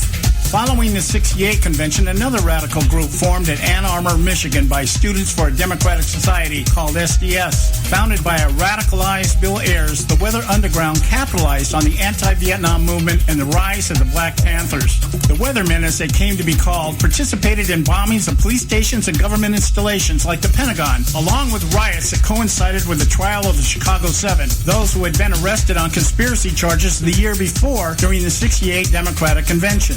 Today, college campuses across the country have their own underground. Black Lives Matter, many of them who are being trained by MoveOn.org, who we now see showing up in larger and larger number at Trump rallies. The only impartiality they display is the fact they squeeze in an occasional Clinton event on their quest to whine and moan about their identity dilemma. And who do these self-proclaimed disenfranchised college youths look for inspiration? None other than Bernie Sanders, self-avowed democratic socialist who spews forth his own revolutionary rhetoric of government overthrow through redistribution economics. Yes, the parallels are as uncanny as they are eerie. Even more frightening, though, is the prospect this time around. While everyone acknowledges the inmates are running the asylum, no one in charge seems to care enough to put any of them back in their straitjackets. My guess is they just want to watch history repeat itself. Unfortunately, there are enough idiots running the streets to make it so. This is John Matthews for Moments of Madness.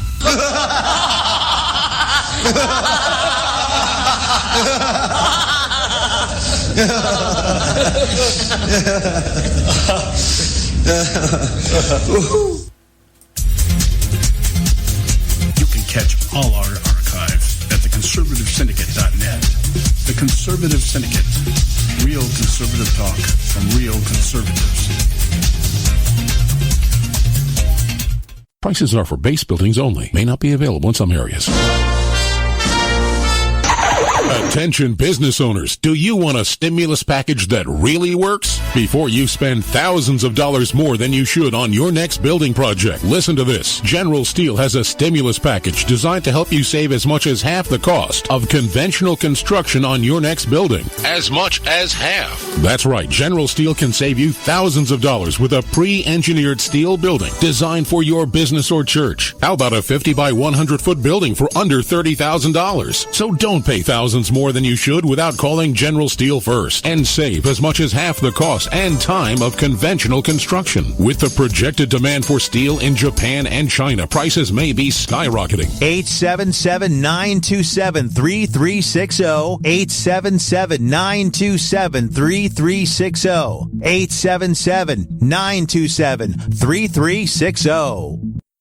Hey folks, if you're like me, you don't place a whole lot of trust in today's media for the real truth and facts regarding the volatile world of finance and politics. When I want the real scoop on money, I go to the most trusted source I know, my good friend and colleague, Bob Cardoso. Bob is a noted expert with a PhD in international finance who airs his nationally known, globally syndicated show, Robert Cardoso Live, daily, Monday through Friday from 4 to 6 p.m. Pacific Time. With Bob, you'll get the right information at the right time from someone who knows his business and can help you make the right decision concerning yours. Again, Bob airs daily, Monday through Friday from 4 to 6 p.m. Pacific Time. Visit his website at robertcardosolive.com for information regarding stations and topics. That's robertcardosolive.com. Check Bob out. You'll be glad you did. Prices are for base buildings only. May not be available in some areas. Attention business owners, do you want a stimulus package that really works? Before you spend thousands of dollars more than you should on your next building project, listen to this. General Steel has a stimulus package designed to help you save as much as half the cost of conventional construction on your next building. As much as half. That's right, General Steel can save you thousands of dollars with a pre-engineered steel building designed for your business or church. How about a 50 by 100 foot building for under $30,000? So don't pay thousands thousands more than you should without calling General Steel first, and save as much as half the cost and time of conventional construction. With the projected demand for steel in Japan and China, prices may be skyrocketing. 877-927-3360. 877-927-3360. 877-927-3360. Hey folks, if you're like me, you don't place a whole lot of trust in today's media for the real truth and facts regarding the volatile world of finance and politics. When I want the real scoop on money, I go to the most trusted source I know, my good friend and colleague, Bob Cardoso. Bob is a noted expert with a PhD in international finance who airs his nationally known, globally syndicated show, Robert Cardoso Live, daily, Monday through Friday from 4 to 6 p.m. Pacific Time. With Bob, you'll get the right information at the right time from someone who knows his business and can help you make the right decision concerning yours. Again, Bob airs daily, Monday through Friday from 4 to 6 p.m. Pacific Time. Visit his website at robertcardosolive.com for information regarding stations and topics. That's robertcardosolive.com. Check Bob out. You'll be glad you did.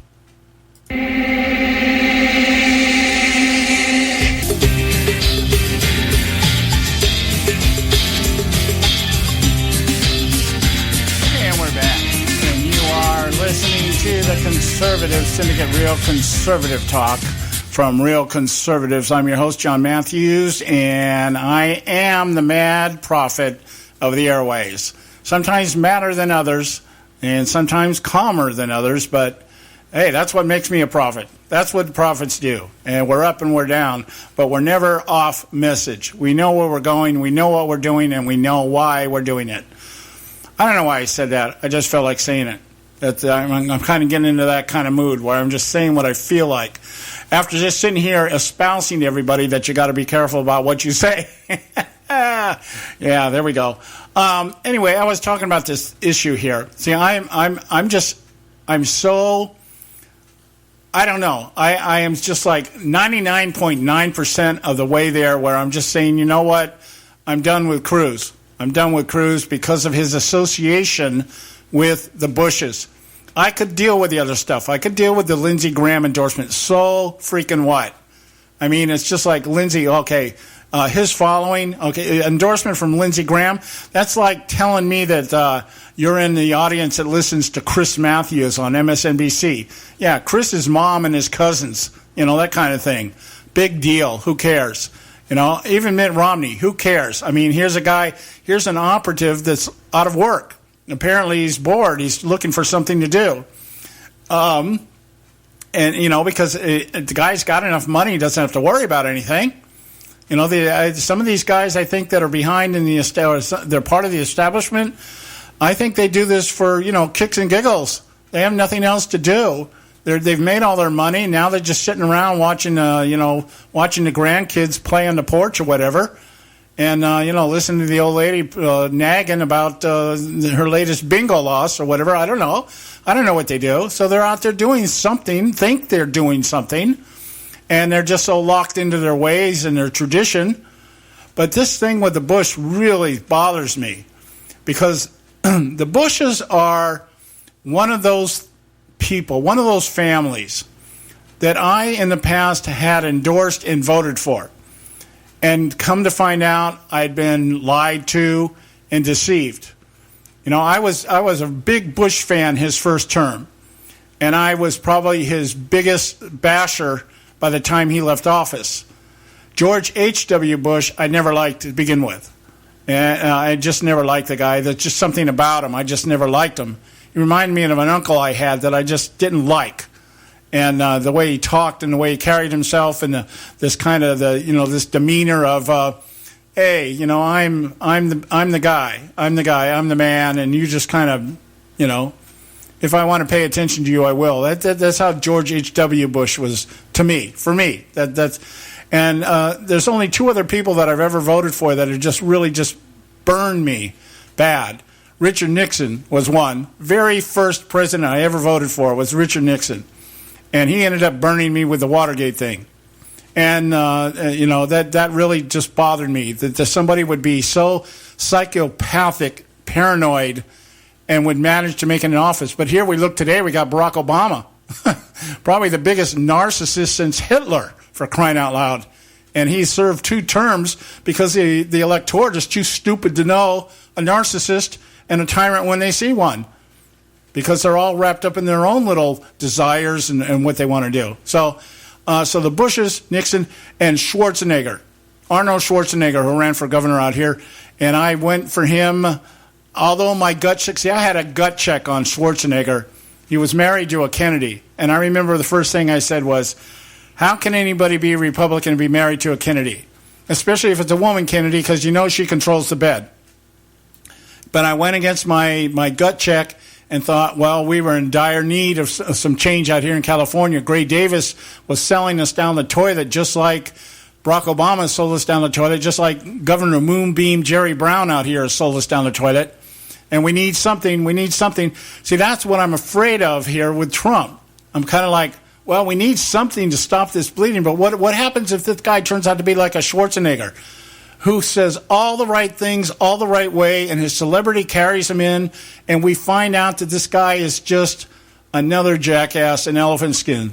That's what I fear. That's my fear. And that's why I've been so slow to jump on the Trump bandwagon.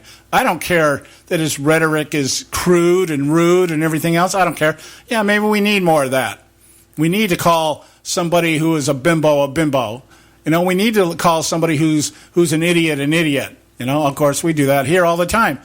But it's different when you're running for public office. But I'm saying, okay, out with those rules. Okay, yeah, let's call Obama what he is. He's a narcissist. He's evil. He's everything that we aren't as Americans.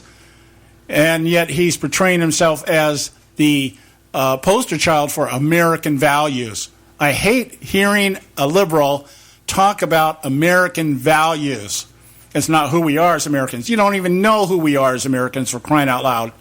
That's not the values that we have as Americans. Oh, baloney. We have always been a warring nation, for crying out loud, ever since World War II. Listen, let's be honest here. We've taken it upon ourselves, for God knows what reason, to go out and free the world from all the tyrants that are out there. Not something I condone. I just assume let them all, deal with your own problems. But that's been what we've done, because that's what something like American exceptionalism does. It motivates you to bring others into your fold and let them experience and know the prosperity and the blessing of the freedom that we really have, that no other nation probably has ever had in its life, with maybe the exception of the Roman Republic. But then again, they had their own issues too, did they not?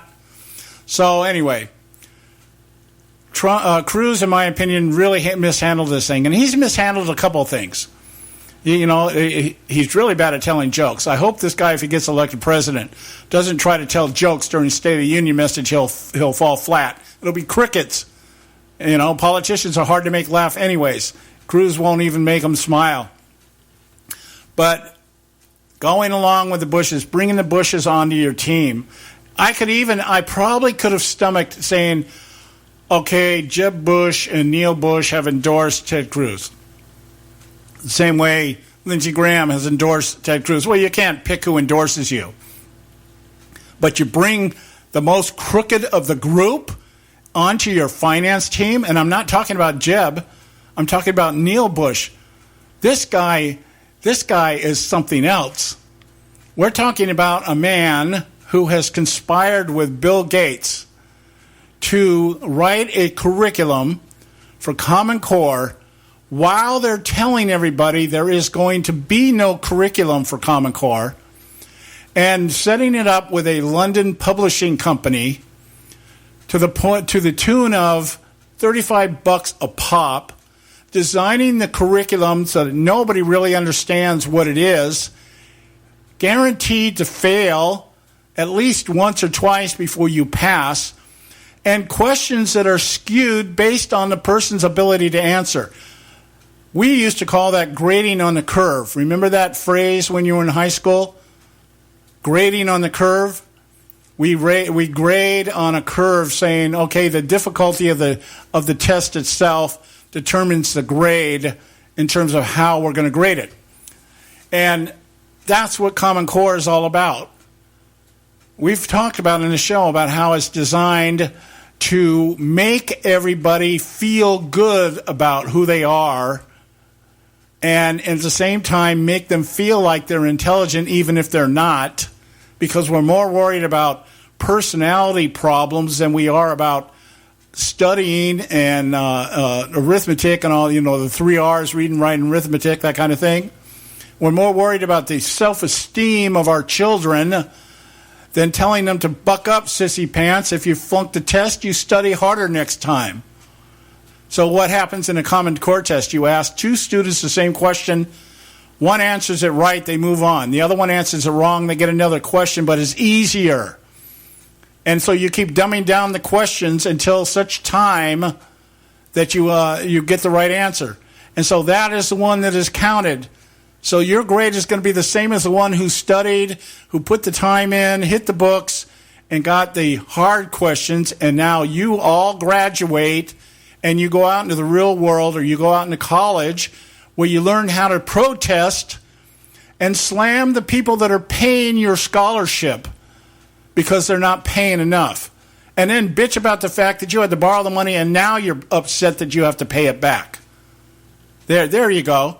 There's the result. That's what Common Core is. And Neil Bush is the main guy. Him and Bill Gates are the main people behind Common Core. Ted Cruz has stood up in so many debates. Common Core, no. Common Core, no. And you bring the main guy onto your finance team?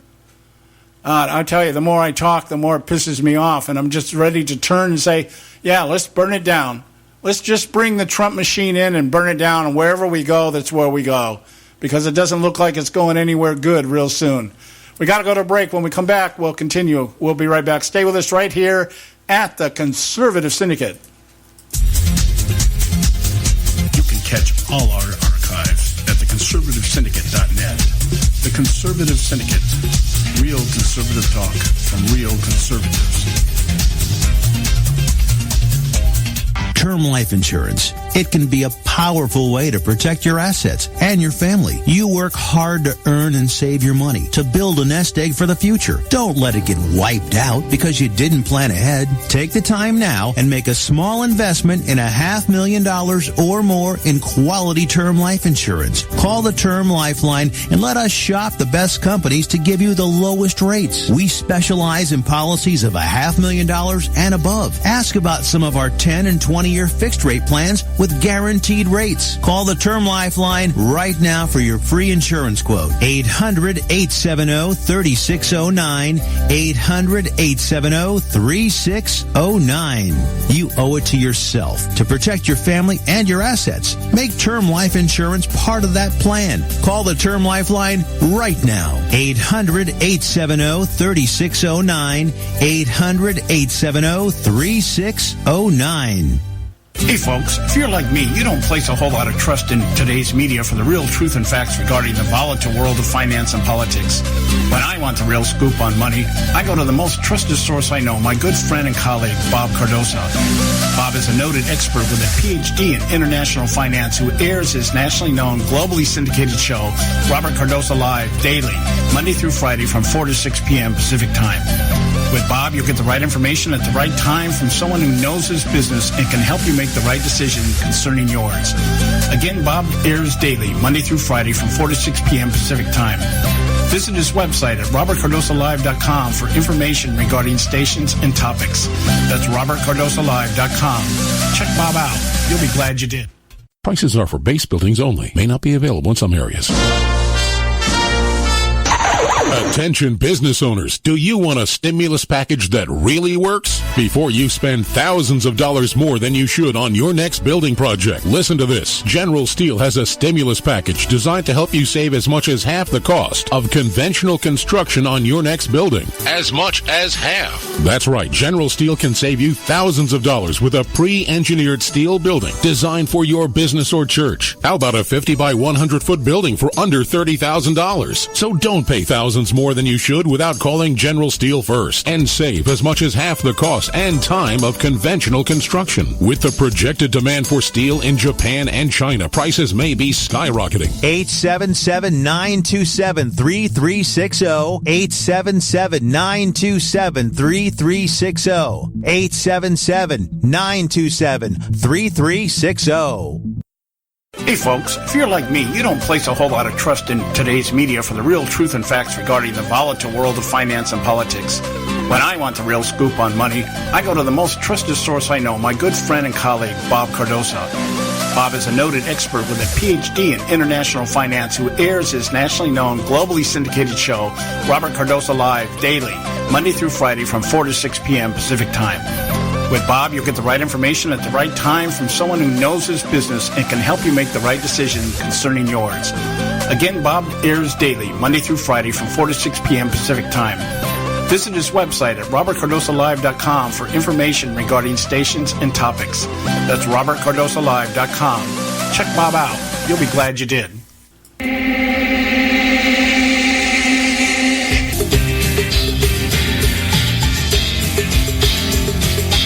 We're back, and you are listening to the Conservative Syndicate, real conservative talk from real conservatives, and just been one of those days, kind of melancholy, I don't know, a little bittersweet here as I look at this, and I've been following this one thread on Facebook all day, all throughout the day, and I've been looking at it at the breaks here. When I posted here early this morning about Ted Cruz's response to Donald Trump's tweet about his wife. I'm going to spill the beans, whatever that means. And Trump just trying to, you're a coward, coming after my wife. We don't put the picture out there, whatever. I'm not going to rehash that. But it's amazing how these little minor topics get the most attention. This is one of the longest threads I've had on Facebook for quite a while. People responding to this post that I put out there this morning. Two camps out there as normal, as usual.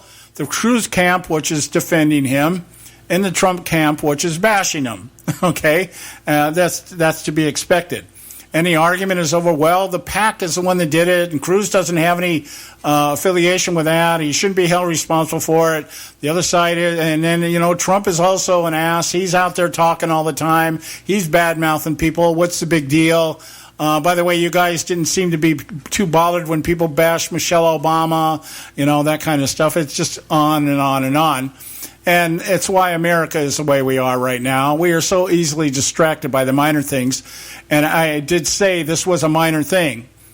It just points to a bigger issue to me when I take it and put it next to allowing the very people that you have been campaigning against to endorse you and then put one of them on your team. That is what has got my goat here. Not that the Bushes came in. We understand what's happening here.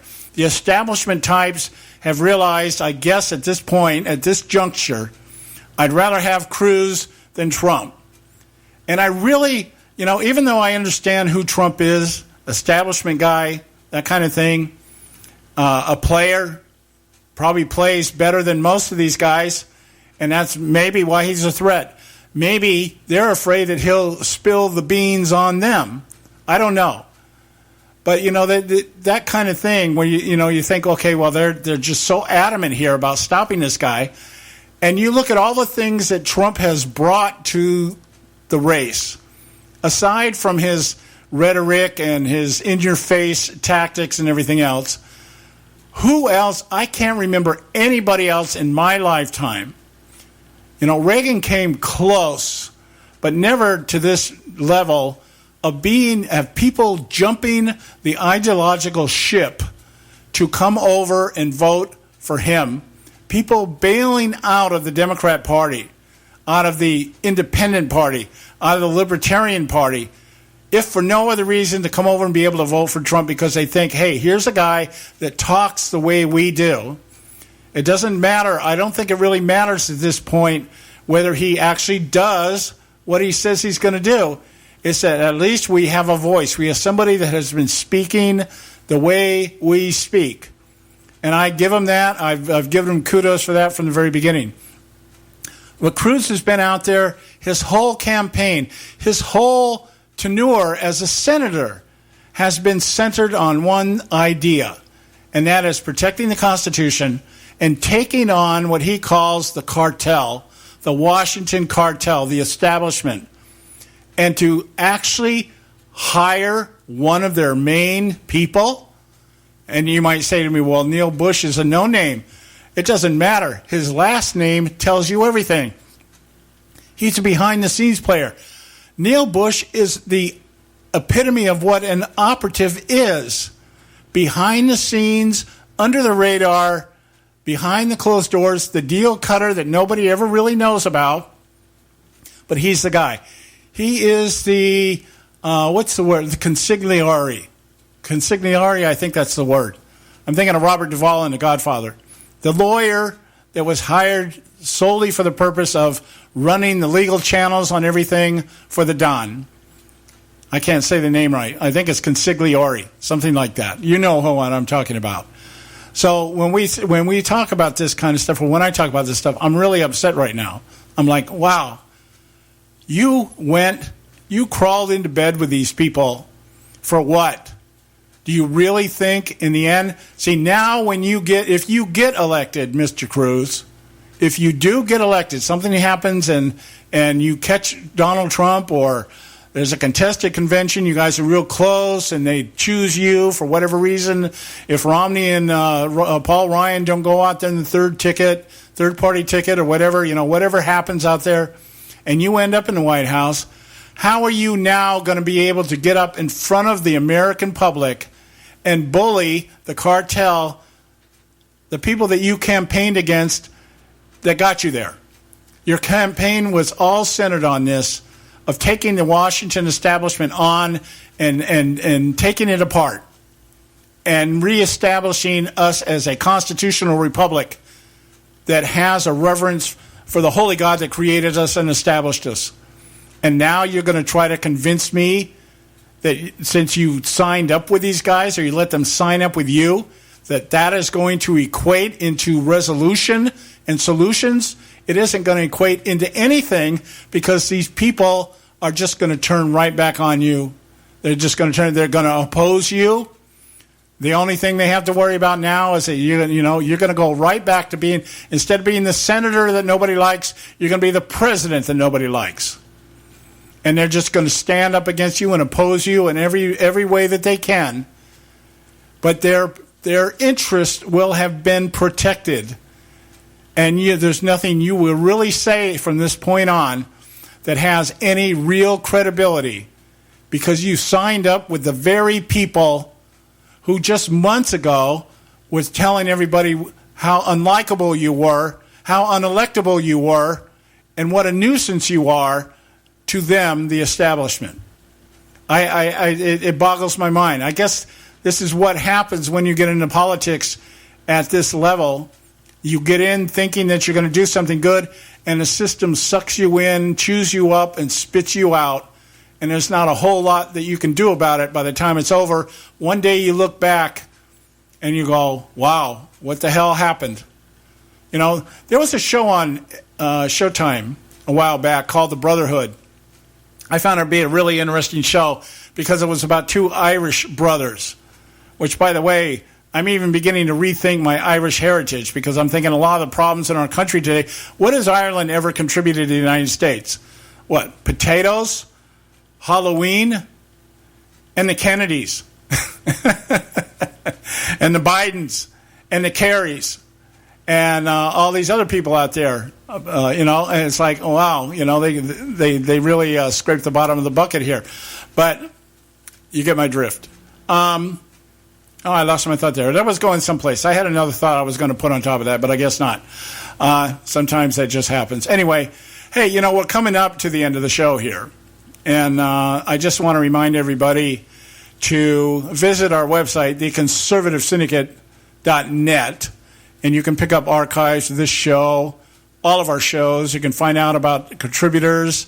In fact, I'll tell you this. I'll reveal this to you right now. We've actually have lost a couple of contributors on our panel because this election process has completely overwhelmed and blew them away. And so, we're going to be looking for some replacements out there, some other people to bring on, because I like the idea of bringing contributors on. You get more than one voice, and you get more than one view, and that's what I like.